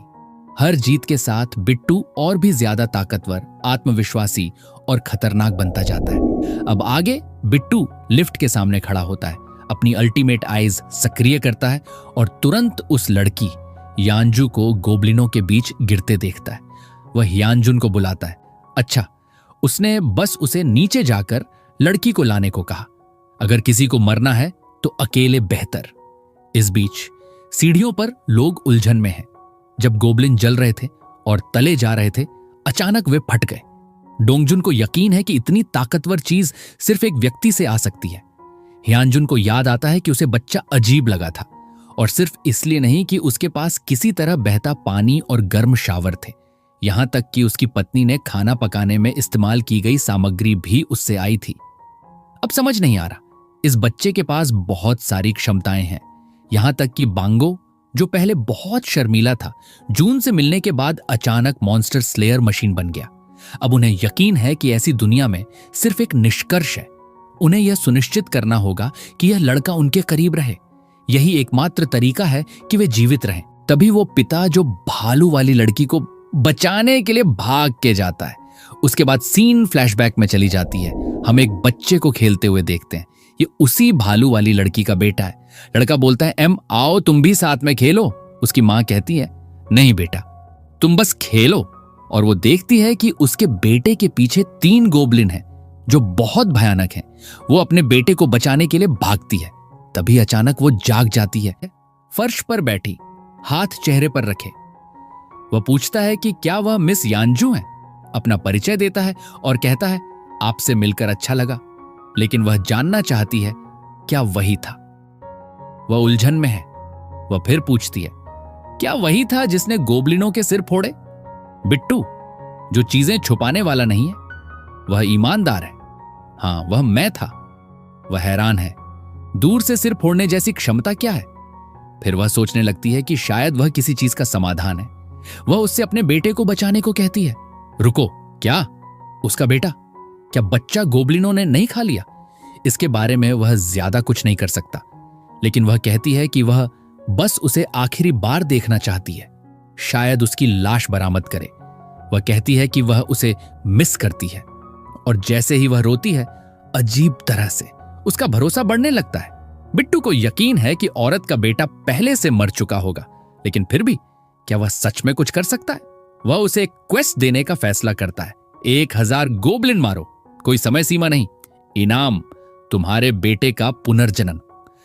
वह सिस्टम से पूछता है कि क्या यह संभव है, लेकिन यह जवाब देता है कि ऐसी इच्छा की गारंटी नहीं दी जा सकती।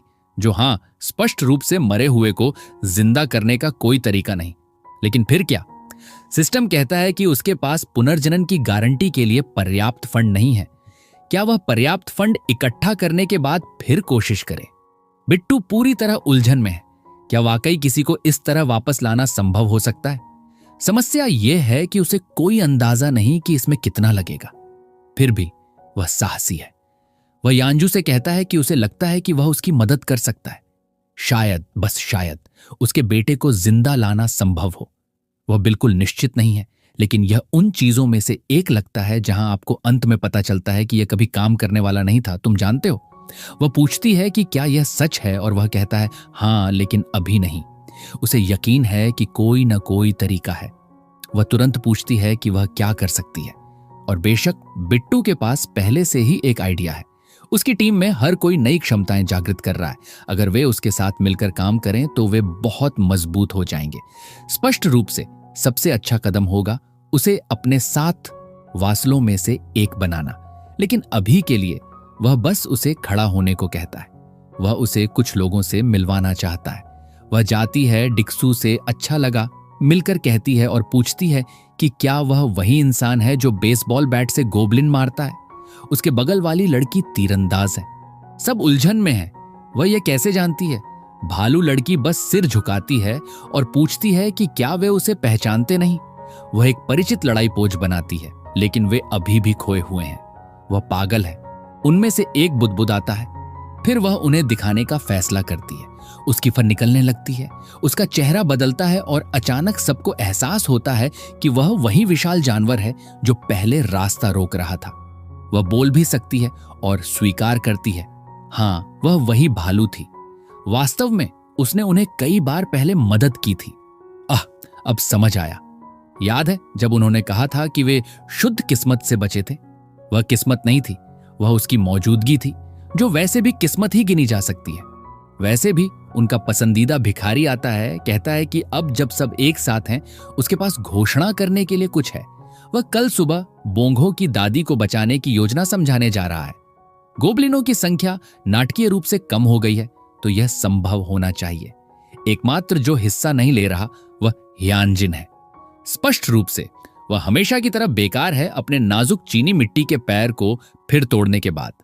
यानजू दूसरी ओर मिशन में शामिल हो रही है और वह वाकई खुश दिखती है। खैर, शायद खुश शब्द थोड़ा ज्यादा है, लेकिन वह स्पष्ट रूप से प्रेरित है। बिट्टू कहता है कि कल फिर बात करेंगे और सब सहमत हैं। फिर वह बोन्हो और डाकू को बुलाता है, कहता है कि उसे उनसे बात करनी है। वह पूछता है कि क्या उन्हें पता है कि उसने उन्हें क्यों बुलाया। दोनों बेवकूफों को स्पष्ट रूप से कोई अंदाजा नहीं। क्या यह हमारी शक्तियों के बारे में है? एक पूछता है। बिट्टू सिर हिलाता है। बिल्कुल यही। दोनों ने पहले से ही अपनी स्किल्स जागृत कर ली हैं। बांगू के पास टेलीपोर्टेशन है और डेक्सू के पास स्टील नाइट। बिट्टू की योजना है कि कल के मिशन से पहले वे अपनी सीमाएं और क्षमताओं को समझ लें। सिस्टम फिर एक ग्रुप मिशन जनरेट करता है। उन्हें 1 घंटे के अंदर अपनी जागृत क्षमता का प्रदर्शन करना है ताकि ताकत बूस्ट मिले। असफलता का मतलब है रात बाहर सोना। बिट्टू को लगता है कि यह काफी उचित है। डू पूछता है कि क्या यह डोंगजुन की क्षमता जैसा काम करता है।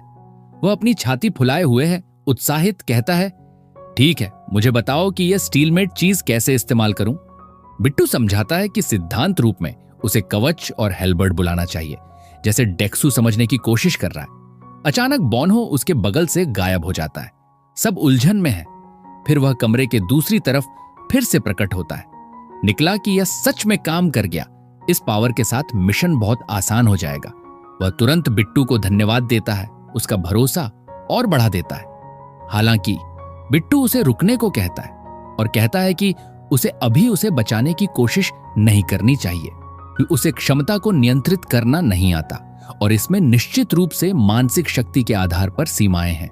चारों तरफ दौड़ने से पहले उसे बहुत अभ्यास करना चाहिए और निशाना लगाना, रेंज क्या है और बाकी सब समझना चाहिए। बाय कहता है कि वह समझ गया और तभी उन दोनों को उनके बगल में एक अजीब ऊर्जा महसूस होती है। डो ने वह हेलबर्ट और पूरा कवच निकाल लिया है। डैन, उसका कवच शानदार लग रहा है। जो भी हो, डंगन में यह बहुत बढ़िया होता। अपार्टमेंट गलियारे में यह थोड़ा बेतुका है, हाँ, लेकिन डंगन में यह शुद्ध फ्लेक्स होता। जब बिट्टू बोंगो को बुलाता है, पूछता है कि क्या वह उदाहरण के लिए उस इमारत तक टेलीपोर्ट कर सकता है जो सामने है। बहादुर बच्चा, हाँ, वह देखता है और फैसला करता है कि वह कोशिश करेगा। क्या होगा अगर वह हवा में प्रकट हो और गिरकर मर जाए? कल्पना करो कि ऐसा वाकई हुआ। बिट्टू फिर एक मिशन जारी करता है। 3 मिनट के अंदर यूनिट 113 तक टेलीपोर्ट करके जाओ और तुम्हें बढ़ी हुई टेलीपोर्ट दक्षता मिलेगी। मुझे लगता है कि वह मिशन रजिस्टर करता है और फिर उनके सिक्के खर्च करके बच्चे को लेवल अप कर देता है। तुम जानते हो, बोनो खिड़की के सामने रुकता है, फोकस करना शुरू करता है और एक आभा में लिपट जाता है। अचानक वह डूकू के सामने गायब हो जाता है और दूसरी तरफ दूसरी अपार्टमेंट में फिर से प्रकट हो जाता है। दूर से हाथ हिलाता है बिट्टू और मिशन पूरा। जाहिर है अब क्या होता है, दिमाग की सारी बैटरी खाली कर दी उसने और बेवकूफों की तरह बेहोश होकर गिर पड़ा। सौभाग्यशाली बकलोल की बिट्टू ने तुरंत वासिल को बुलाया और बच्चे को खींचकर वापस ले आया। टूटा फूटा, बच्चे को भेजो, कुछ मारो, वापस खींचो, पूरा पनीर। वो बेवकूफ बेहोश पड़ा है। टेलीपोर्ट कमाल का है, ये तो पता चलता है, पर जो स्टैमिना खाता है वो बेतुका है। कम से कम उसका स्टेटस बता रहा है कि वो ठीक है, बस आराम की बात है। अच्छा हुआ उसने कुछ और पागलपंती नहीं की, वरना वहां ही ब्लैकआउट हो जाता और हार जाता। तभी बिट्टू दुख को बुलाता है। और पूछता है, भाई तू वर्कआउट करता है क्या? वो थोड़ा कंफ्यूज हो जाता है, पर बिट्टू उसे लीजेंडरी सतामा रूटीन थमा देता है। उस कवच में पुश अप्स और स्क्वाट्स करना, जो कम से कम 50 किलो का तो होगा ही। बेरहमी, पर बंदा सच में कर लेता है। पूरा फिनिश। बिट्टू इंप्रेस। हाँ, बंदा एथलेटिक लगता है, पर ऐसी स्टैमिना तो असाधारण है। अचानक सिस्टम कोई इवैल्यूएशन शुरू कर देता है। बिट्टू को समझ नहीं आ रहा क्या हो रहा है। दुख पूछता है, खत्म हुआ? बिट्टू बोलता है, हाँ भाई आराम कर। बस इवैल्यूएशन खत्म और उसकी स्ट्रेंथ थोड़ी टिक ऊपर। बिट्टू की स्ट्रेंथ? कौन सोचता था जल्दी ही वो खुद राक्षसों पर मुक्के चलाने लगेगा। ये तो उसके लिए गेम चेंजर है। अब दूसरों पर निर्भर नहीं रहना पड़ेगा। अगले दिन शहर की पिछली गलियों में डोंगजून पीछे मुड़कर चिल्लाता है, सब भागो। सब फुल स्पीड दौड़ रहे हैं, पर पीछे से कुछ बॉडी बिल्डर गोबलिन्स करीब आ रहे हैं। टीएक्सयू पीछे देखता है, जीवों को आते देखता है और फैसला करता है कि अब उसे ही संभालना है। कवच बुलाता है और पहला हलबर्ड स्ट्राइक देता है। उस हथियार की खूबसूरती यह है कि वो छेदता है, फाड़ता है, काटता है और वो पूरा कॉम्बो जोड़ता है, जबकि बाकी गोबलिन्स उस पर आगे बढ़ रहे हैं। पर कुछ गोबलिन्स कवच वाले को इग्नोर करके बाकी टीम पर टूट पड़ते हैं। बेचारे, सिर के आर पार तीरों की बौछार। इस कहानी के लोग बेतुके निशाने वाले हैं। मुझे लगा धनुष की रानी है, पर बोंगो ही है जो डियो से बोलता है, चिंता मत करो, जो निकल जाए उसका मैं हिसाब कर लूंगा। और बोलता है, समझ गया। जबकि गोबलिन्स अब घबरा रहे हैं, पूंछ दबाकर भागते हैं। यहां से जेट, सब मर रहे हैं, बिखर जाओ। पर बर्बाद हो गए। वो सीधे ट्रांसफॉर्म योंजू में टकरा जाते हैं। एक गोबलिन तो रोने ही वाला है। इस कहानी के लोग राक्षसों के साथ सच में क्रूर हैं। तीर हलबर्ड से आधे में चीरना, बेरहम। डोंग बोंगो से बोलता है, चलो अब दादी को बचाने चलें। वो आगे दौड़ता है शुक्रिया बोलते हुए, और इसी के साथ योंजू एक मिशन पूरा करती है। उसका इवैल्यूएशन खत्म होता है, जबकि बिट्टू अपनी सर्वदृष्टि आंखों से बस देख रहा है। वो सोच रहा है कि ये इवैल्यूएशन शब्द शायद गलत अनुवाद है। शायद क्वेस्ट मतलब है ना, क्योंकि उसने अभी एक खत्म किया और 1,32,001 मिले। वो नोटिस करता है कि राशि पहले से अलग है। ओह, सच में क्वेस्ट रिवॉर्ड है। पर लगता है क्वेस्ट के हिसाब से क्वेस्ट देने वाले को भी रिवॉर्ड बदलता है। वो समझने की कोशिश कर रहा है। फिर बोंगो भी एक क्वेस्ट पूरा करता है, पर जाहिर है उसने डेली क्वेस्ट लिमिट हिट कर दी है। सिस्टम उस क्वेस्ट का इवैल्यूएशन करता है और बिट्टू थोड़ा चिंतित, फिर जैकपॉट। सिस्टम बधाई देता है और एक स्किल पॉइंट देता है, ठीक वही जो उसे सबसे ज्यादा चाहिए था। इधर डोंगो टेलीपोर्टेशन से आगे बढ़ रहा है। लगता है अब पता चलेगा कि उसकी दादी राक्षस का खाना बन गई। वो दरवाजा तोड़कर अंदर घुसता है, दादी को पुकारता है। बस देखता है वो वहां लेटी है। वो बस शांति से सो रही है। रुको, क्या? बूढ़ी औरत जिंदा है? कोई अमृता साधने वाला साधु या कुछ? वो उसे पहचानती है, हल्के से मुस्कुराती है। डोंगो खुशी से गदगद उसे कसकर गले लगाता है और देर से आने के लिए माफी मांगता है। साथ ही दिल में जेन को शुक्रिया बोलता है। उसकी लॉयल्टी तुरंत 100 पर पहुंच जाती है। हाँ, बिट्टू ने उसके साथ बिल्कुल सही किया। और अजीब बात, जब 100 हुई तो एक और वासल स्लॉट अनलॉक हो गया। जेन को उम्मीद नहीं थी। ओह, और अब वो अपने वासल्स को लेवल अप भी कर सकता है, सिवाय इसके कि यह शुद्ध पूंजीवाद है। बस एक आरामदायक 100 मिलियन का खर्चा, कोई बड़ी बात नहीं ना। बिट्टू बस बुदबुदाता है, शापित पूंजीवादी गेम। वो बोंगो से माफी मांगता है। उन्हें वो खर्चा जुटाने के लिए ढेर सारे मिशन ग्राइंड करने पड़ेंगे। उसकी छोटी मोटी रेंट अचानक रुक जाती है जब उसे लिफ्ट की आवाज सुनाई देती है। वो सोचता है कौन आ रहा है, उसे कोई अंदाजा नहीं। अपनी आंख एक्टिवेट करता है, देखता है दरवाजे के पास 2 लोग खड़े हैं, बक्से लिए हुए, पूछ रहे हैं कोई है। अरे असल में वो हाइविन के दरवाजे पर है। वो पूछती है तुम कौन? लड़की अपना परिचय देती है, किम डाबिन, और लड़का मिनो। दोनों यूनिट 1701 में रहते हैं। हाइविन पूछती है क्या काम है। डेमन बताता है उन्हें मदद चाहिए। वो माफी मांगती है, पर कहती है सच में पूछना पड़ेगा, क्या वो नहा सकती है? भगवान, इस दुनिया में लोग नहाने को देवता का आशीर्वाद समझते हैं। हाइविन कंफ्यूज, पर डाविन जोर देती है कि उसे सिर्फ नहाना है। हाइविन आह भरती है और कहती है ठीक है, अंदर आ जाओ। इधर जो लड़का पेड़ जैसा बना है पूछता है बक्सा कहां रखूं। वो पूछती है अंदर क्या है। वो बोलते हैं थोड़ा सा खाना। थोड़ा सा? वो तो डिब्बा बंद सामान का पहाड़ है। डार्विन बताती है कि यह दरवाजा पीटने और उसके नहाने में खलल डालने की माफी है। फिर वो कोने में कुछ देखती है, एक तीरंदाजी का सामान और कुछ बेसबॉल बैट। वो पूछती है, ये बैट अपार्टमेंट के मालिक का है? हेवन कहती है, नहीं, हाल ही में किसी ने अराजकता के दौरान छोड़ा था। बिट्टू ये सब देख रहा है और फिलहाल वो बुरे लोग नहीं लगते। जाहिर है बाद में उसे मिलना पड़ेगा, बात करनी पड़ेगी और उन्हें ग्रुप में लाना पड़ेगा। उसे जितने ज्यादा लोग मिलें उतना ही दूसरी बिल्डिंग्स तक फैलाव कर सकेगा। तभी सिस्टम अलर्ट करता है कि उसने एक लाल शेर मारा। ज्यादा एक्सपी मिलता है और 39 मिलियन जमा हो जाते हैं। बिट्टू भी कंफ्यूज, ये क्या हुआ? वो अपनी आंख एक्टिवेट करता है और देखता है डोंगजून और बाकी खून से लथपथ जमीन पर पड़े हैं। लाल शेर मरा पड़ा है और योंजू पास ही ढह गई है। उसे पता ही नहीं कैसे हालात यहां तक पहुंचे। हाँ, शायद पहले देखना चाहिए था। तुरंत सिस्टम कहता है कि नए लोग मिले हैं जिन्हें नागरिकता ऑफर की जा सकती है। क्या ऑफर करना है? बिट्टू, एक साथ ढेर सारी चीजें हो रही हैं। सोचता है ये लोग कौन हैं, फिर ऑफर भेज देता है। नामों की लंबी लिस्ट है जिसे वो अभी नहीं पढ़ेगा। जब आएंगे तब पता चलेगा कौन कौन है। साथ ही सिस्टम बोलता है कि अब नागरिकों की संख्या 50 पहुंच गई है। सबको एक एबिलिटी मिलती है जिसे विश्वास की शक्ति कहते हैं। बिट्टू जानना चाहता है कि कोई घायल तो नहीं।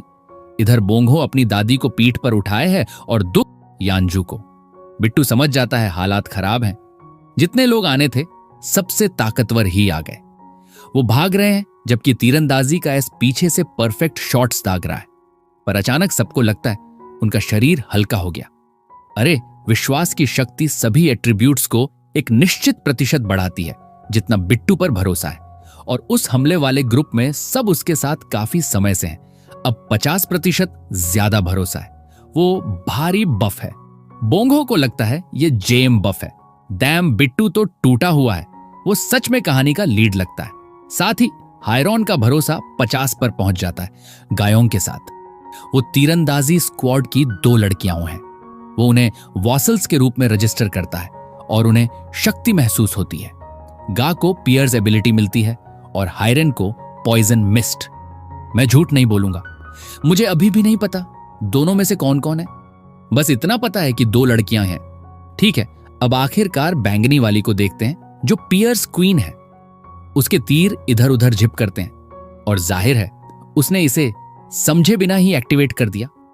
इधर बिट्टू उसके लिए मिशन बनाता है कि उस स्किल से 10 जीव मारो। वो मुश्किल है। असली दिक्कत पॉइजन मिस्ट का इस्तेमाल कैसे करना है। अच्छी एबिलिटी है, रैंक बी, पर सहयोगियों पर असर का खतरा है। बाद में ध्यान रखना होगा और स्टडी करनी होगी। गांव अपना मिशन पूरा कर लेती है और डेली क्वेस्ट कैप हिट कर चुकी है। बिट्टू बाकी नागरिकों की जांच करने का फैसला करता है कि क्या चल रहा है। कोई बाथरूम में है, डाकू जैसा लग रहा है, पानी इकट्ठा कर रहा है। कोई जोड़ा इंस्टेंट नूडल्स जमा कर रहा है। इसीलिए वो लोग डोंगजून के ग्रुप में नहीं थे। उनके पास पहले से ही जीने लायक खाना था। पर फिर वो एक औरत को बीच कमरे में ढहते देखता है। अगले ही सेकंड वो दौड़ता हुआ पहुंचता है, क्योंकि किम डे जोंग लेवल 26, कम भरोसे वाली पर हील करने की क्षमता, वो तो जरूरी है। बिट्टू की जिंदगी आसान नहीं। पनीर, उसे 50 लोगों पर हर वक्त नजर रखनी पड़ती है। बाहर लोग मर रहे हैं, कमरों में ढह रहे हैं, खा रहे हैं, बेहोश हो रहे हैं, पी रहे हैं, जबकि उसे उस छोटी आंख में रहकर सब देखना, सब डायरेक्ट करना पड़ता है। उसके तुरंत बाद वो रूम 2902 के सामने खड़ा है। दरवाजा खोलता है। दिक्कत यह है कि वो लॉकिंग सिस्टम वाला लग रहा था, पर अब उसके पास इनविजिबल हैंड एबिलिटी है, आखिरी वाली जो मिली थी। तो वो बस आंखें बंद करता है और चीज के टूटने की कल्पना करता है। उसके सामने एक सरौता प्रकट होता है और वो उससे ताला तोड़ देता है। दरवाजा खुलता है। वो अंदर दौड़ता है और लड़की तक पहुंचता है। कमाल, वो वहां पहुंचकर बोलता है, अरे ठीक हो, उठो प्लीज। पर जाहिर है उसकी हालत उसने सोची थी उससे भी बुरी थी। वो डिहाइड्रेशन के लक्षण नोटिस करता है और समझ जाता है ना, जैसा मैंने पहले कहा, शायद वो कमरे में फंस गई, बाहर नहीं निकलना चाहती थी और ऐसे ही पूरी तरह बर्बाद हो गई। अपनी ही चालाकी का शिकार। वो सोचता है पास में कुछ कर सकता है क्या उसकी मदद के लिए। फिर उसे कुछ अजीब दिखता है। उसके पास फर्श पर पानी की बोतल है। वो अभी इसके बारे में चिंता नहीं करता, क्योंकि प्राथमिकता उसे बचाना है। वो उसे मिशन देता है, एक सांस लो और डिहाइड्रेशन से रिकवर करो। वाह, काम कर गया, पर 10 मिलियन का खर्चा। हाँ, महंगा पड़ा। वो पूछता है, जाग सकती हो, पर वो पूरी तरह टूट चुकी है और जानना चाहती है वो कौन है। बिट्टू अपना परिचय देता है और बोलता है वो उसके ऊपर की यूनिट में रहता है। वो फिर पूछती है, यहां क्या कर रहे हो? वो बताता है कि तुम बहुत खराब लग रही थी, इसलिए दरवाजा तोड़कर अंदर आया। लड़की को कुछ याद आता है, वो रोने लगती है और हाथों से चेहरा ढक लेती है। निश्चित रूप से उसने ढेर सारे लोगों को खोया होगा। उसे उसकी मदद की सख्त जरूरत है। उसके एक दोस्त को गंभीर चोट लगी है। वो थोड़ी हिचकिचाती है, सोचती है ये पागल क्या बोल रहा है, वो किसी की मदद कैसे करे? वो नामुमकिन लगता है। और वो क्यों बोल रहा है कि वो किसी का इलाज कर सकती है? क्या उसे पता है कि वो नर्स है? कम से कम जिस तरह वो मदद मांग रहा है खतरनाक नहीं लगता। फिलहाल वो मदद करने का फैसला करती है। फिर बिट्टू सिस्टम में जाता है और उसके लिए मिशन एक्टिवेट करता है। उसे ओ यांजू को, उस भालू जैसी लड़की को हील करना है और उसे अपग्रेड रिवॉर्ड मिलेगा। वो उसे आराम करने को बोलता है और कहता है कि घायल को लाऊंगा। फिर वो कंफ्यूज हो जाती है जब वो उसके पैरों तले कुछ संतरे फेंकता है। वो जानना चाहती है वो क्या है। अरे, वो शॉक में थी क्योंकि वो छोटे सिस्टम से बाहर हो गई थी ना। वो बस मुड़ता है और बोलता है, बाद में समझाऊंगा।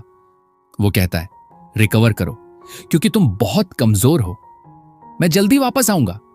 पर लड़की तो यही है भाई।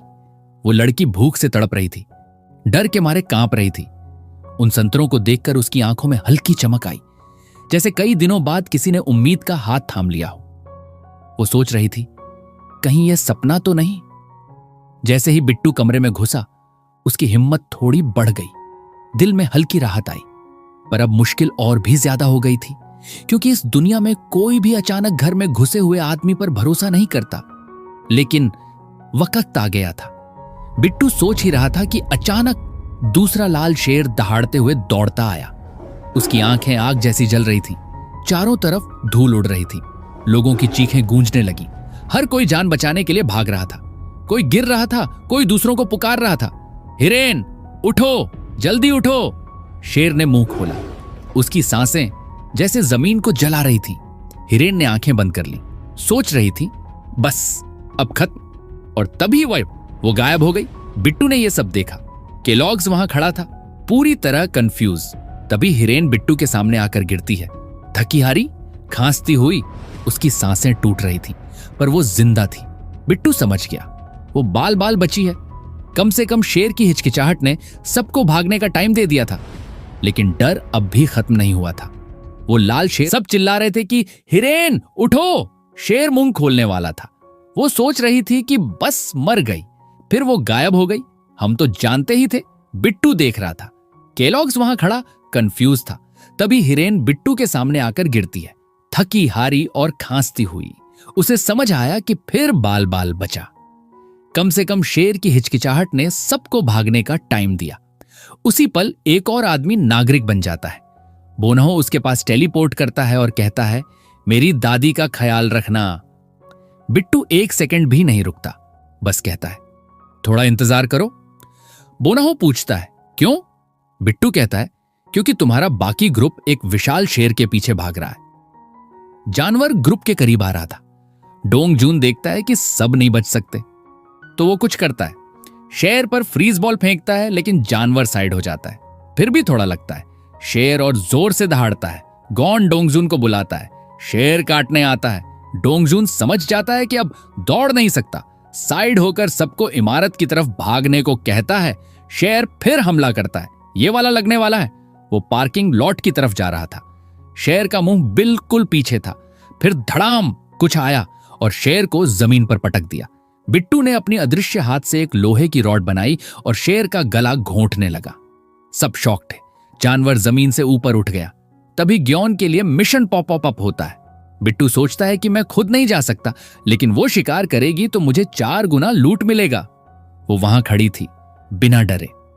मरते शेर को एक आखिरी नजर देती है, तीर छोड़ती है और मार डालती है।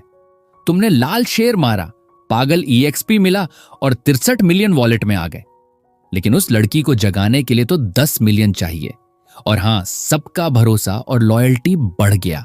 डोंगजून 30 पार कर गया, अब वैसल बन सकता है। मजे की बात, जब वो आया था मैंने सोचा था यही पहला होगा। अब घर वापस जून हमारी प्यारी भालू लड़की का इलाज कर रहा था। बिट्टू सोचता है कि अभी इसे पाकर लकी रहा। डोंगजून से पूछता है, वो लाल शेर क्या था? डोंगजून बताता है कि बोनहो की दादी का घर लाल शेरों का इलाका था। एक को मारने में मुश्किल हुई, दूसरा आया तो समझ गए, चांस नहीं। बिट्टू कहता है, अजीब है, इलाके में गोबलिन्स नहीं थे? अब समझ आया, इतने लाल शेर थे कि गोबलिन्स भाग गए। शेरों की वजह से दादी जिंदा है। डोंग की मिशन पूरी होती है, उसे 73,000 मिलते हैं। खुश, काम हो गया। बच्चा बधाई देता है, लेकिन वो बस घर जाना चाहती है। तभी कोई कहता है, रुको, विश्वास नहीं होता। वो हमजून, वो बेकार बाप कह रहा है, हर बार मेरे घर में इकट्ठा मत हुआ करो। अगर मैं बिट्टू होता तो इसे खिड़की से फेंक देता, लेकिन बिट्टू अच्छा लड़का है, ऐसा नहीं करेगा। कोई कहता है, यूनिट 2901 में बिजली आ गई, तो हां, अभी वहां रह सकते हैं। बिट्टू डेमन को बताता है 21,101 और 21,002 में भी बिजली आएगी। उसे कहता है, लोगों को बाथरूम और शावर इस्तेमाल करने को बोलो। अजीब बात। बिट्टू कहता है, एक यूनिट रख लो, बाकी लोग शेयर करेंगे। क्यों? क्योंकि बिट्टू चाहता है कि वो उसके लिए मैसेंजर बने। जब कुछ करना हो या मैसेज देना हो तो दौड़ कर जाए। पहला ऑर्डर देता है, सबसे तेज 100 गोबलिन मारने वाली टीम को खाली घर मिलेगा, सब कुछ काम करेगा, 10 लोग रह सकते हैं, सबको वही फायदा, बस फ्लोर पर निर्भर करेगा, ऊपरी फ्लोर पर ही काम करेंगे। जून समझ जाता है, पावर वालों को अपनी वैल्यू प्रूव करनी होगी, तभी मिशन बनता है। 10 गोबलिन मारो, रिवॉर्ड थोड़ा EXP, फेल शेयर फैसिलिटी बंद, लग्जरी खत्म, काम का टाइम। और पार्किंग में एक बेचारा दौड़ रहा है, गोबलिन्स पीछे। दरवाजा देखकर कहता है, बस थोड़ा और, लेकिन छोटा हरा हाथ कोट पकड़ने वाला था। वो स्लाइड करता है, ग्रुप को बोलता है, मैं पहुंच गया। दूसरे सर्वाइवर ग्रुप्स हैं। गोरे भाई काम की तारीफ करते हैं, भाला निकालते हैं, घुसेड़ते हैं। ये वाले बहादुर हैं, गोबलिन्स से नहीं डरते। हार मानो, मुर्दा बनो। छोटे हरे वाले हमेशा की तरह पिट रहे हैं। सब कुछ अफरा तफरी। पीछे वाला हाथ मुंह पर रखकर सोचता है, सब मर जाएंगे, और भाग जाता है। अरे, उस साइको का चेहरा देखो, जो कह रहा है, मजा दिखाता हूं, काले बाल, भौं पियर्सिंग, विलन टाइप। भाला फेंकता है, स्पार्टन स्टाइल में बच्चे को ठोंक देता है। दोस्त तारीफ करता है, अब पूछता है, कितने मारे? एक ने 22, दूसरे ने 23। जाहिर है जुड़वां भाई हैं। तभी लाल वाला कहता है, 100 से ऊपर मारे, परफेक्ट। लेकिन जिस बच्चे ने गोबलिन्स ललचाए थे, वो सुयूप से हिसाब मांग रहा है। कहां था? ज्यादा से ज्यादा 10 होंगे। सुयूप गुस्से में, नाशुक्री क्यों? बच्चा जिद करता है, साफ 10 से ज्यादा थे। सुयूप कहता है, शांत हो, रिजल्ट अच्छा था और सबको घर मिलेगा। बच्चा कहता है, मैं तो मरते मरते बचा। सुयूप आगे आता है, छोटे भाई देखो, हंटिंग का तरीका किसने सोचा? मैंने। मैं कैप्टन हूं, भाले भाइयों ने बनाए। तुम्हारी दौड़ने की काबिलियत पर भरोसा नहीं था, यही कर सकते थे। टीम में रहना है तो रहो, ना रहना है तो जाओ। तुम हो या नहीं, फर्क नहीं पड़ता। जुड़वां झगड़ा रोकने की कोशिश करते हैं। सुनमान, थोड़ा शांत हो। सुयूप कहता है, इस हरामी को हिम्मत है कुछ कहने की, जो भाग गया। लेकिन जल्दी मुड़ते हैं 21वीं मंजिल पर रिवॉर्ड लेने, नया घर जीतने का टाइम। लेकिन वहां पहुंचते हैं, डेविन कहता है, दुर्भाग्य से दूसरी टीम ने रिवॉर्ड ले लिया। सब मुंह बाएं खड़े, कौन इतनी तेज थी? डेविन कहता है, रुको, मजाक नहीं कर रहा, देखो लोग वहीं हैं, उसका भाई और 2 बूढ़े। उन 2 बूढ़ों ने इतनी तेज कैसे मारा? वो बताता है, उन्होंने घर छोड़ दिया ताकि उनकी बेटियां क्वेस्ट ना करें। डेव कंफ्यूज, जू की बेटियां छोटी हैं, बूढ़े कहते हैं वो अब बड़ी हैं, मिशन में गिनती होती है। दूसरी टीम्स को 30वीं मंजिल पर भेज दिया। डेविड मुस्कुराता है, नया रिवॉर्ड ले आओ। जयहून इंतजार कर रहा है। लिफ्ट में सब हंस रहे हैं। ये जयहून सब सम्मान से बात करते हैं, शायद हमसे छोटा है, मजाक है। जुड़वां सहमत, ये बेवकूफ खुद को भगवान समझता है। अपोकैलिप्स में कल्ट लीडर बना आदमी। पीछे कोई कहता है, हम रिवॉर्ड लेने जा रहे हैं, चुप रहो, सबका गोल है इसके साथ रहना। सब घूरते हैं, हरामी। तभी 30वीं मंजिल पहुंचते हैं। दरवाजा खुलता है। बिट्टू हाथ पॉकेट में डालकर चलता है। हाय गाइस, सब स्तब्ध। लाल सिर वाला कांप रहा है। बिट्टू कहता है, मैंने देखा तुमने कैसे शिकार किया, बैरियर का अच्छा इस्तेमाल किया, बढ़िया। लाल सिर वाला शॉक्ड, तुम्हें कैसे पता? बिट्टू इग्नोर करता है। यूनिट 1301 और 1502 को बिजली पानी गैस दूंगा। वो पूछता है, हाँ कैसे? बिट्टू, 100 गोबलिन मारे, हका है, और मैं कल्ट लीडर नहीं, किसी का भगवान बनने का इरादा नहीं। फिर आखिरी रिक्वेस्ट। वो तीनों जो बकवास कर रहे थे बुरी तरह फंसे। अगले कमरे में वो पैक में भागते हैं, अब मजबूत गोबलिन्स और एक ऑर्क पीछे। कोने वाले शॉक्ड, कोई चिल्लाता है फेंको। डियान मुस्कुराता है, पीठ से भाला निकालता है। ठीक है, वो knight and lancer class level 33 में जागा। पहला skill throw, rank B, mental energy खाकर भाला फेंकता है। पियर्सिंग से माना भरकर आसानी से घुसेड़ता है। नाइट क्लास लॉयल्टी से स्टैट्स बढ़ाता है। भाला पेट में लगता है और पीछे उड़ता है। दूसरा पास आता है लेकिन पीछे से तीर। वो हवा की रानी, वो उसके पीठ पर चढ़ती है, दूसरा भाला लेकर आखिरी को खत्म करती है। ये लोग कमाल के हैं। वो जानवर लेवल 19 था, 3 मिलियन मिले। थोड़ी देर बाद दूसरे सर्वाइवर्स मिलते हैं, बचाता है। हमेशा की तरह सिटीजनशिप ऑन फॉर। अब 200 सिटीजन्स। टैक्स लेना शुरू। कैपिटलिज्म आ गया। 10% टैक्स, 30 दिन कूल डाउन। बिट्टू सोचता है, जो देता हूं उसका हिस्सा वापस आएगा, लेकिन 10 महीने लगेंगे, टाइम नहीं। डिस्ट्रीब्यूशन 30% करता है, इन्वेस्टमेंट। तभी हाउस स्किल लेवल 10। सीने में दर्द।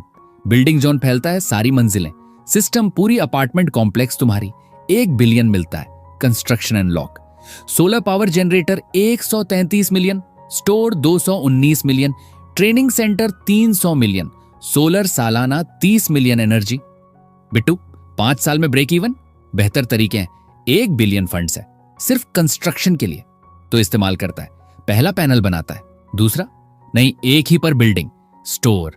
लोग उसके क्राफ्टेड आइटम्स खरीद सकेंगे, पे करेंगे, वो कमाएगा, कीमत खुद सेट करेगा। यूनिट 101 में 47 घंटे। ट्रेनिंग सेंटर, स्ट्रेंथ एंड्योरेंस 2 गुना, लेवल 15 से नीचे तिगुना। कमजोरों के लिए मिशन, दूसरी मंजिल, 71 घंटे। Store skill level 5, 500 items, modification, पानी पर क्लिक, ब्रांड्स, रामेन, फ्लेवर्स। बाहर डियोक्सू ऑर्क्स चीर रहा था, कंधे पर वार, लेकिन आर्मर बचाता है। वो काउंटर करता है। डोंग यान बुलाता है, हेलबर्ट फेंकूं तो? डियोक्सू कंफ्यूज। दोस्त कहता है टेस्ट करना है, ओनारा डालकर फेंकता है। डियोक्सू, क्या कर रहा है? दोस्त, शांत, अनसमन करके समन करो। तुरंत समझ आता है, हाथ फैलाता है, हथियार वापस। जीनियस कहता है। हिरेन कहती है तीर लेने जाना है। पीछे से आवाज, तीरों का क्विवर पैरों पर गिरता है। बिट्टू को ओमनी फोकस मिलता है, ऑब्जर्व करते हुए दूसरा स्किल। ग्रुप मिशन पूरा, 2 million, gang level up. Bittu खुश, सब मजबूत होंगे। पापा का घर 10 किलोमीटर, 3 घंटे पैदल। रूफटॉप पर जाता है, शहर बर्बाद। जल्दी करनी है। डियान का ग्रुप सबसे तेज। मून, चश्मे वाला, 50 ट्रस्ट, क्रो स्किल। फाइटिंग के लिए बेस्ट नहीं, रिकॉन के लिए। यानजू, भालू, 12 ट्रस्ट, डन, हीलर 60। बिट्टू चाहता है हीलर प्लस भालू बराबर सॉलिड, लेकिन यानजू भरोसा नहीं। हिल्डो, 70% power boost, rank B armor, पहले जागे वालों का फायदा।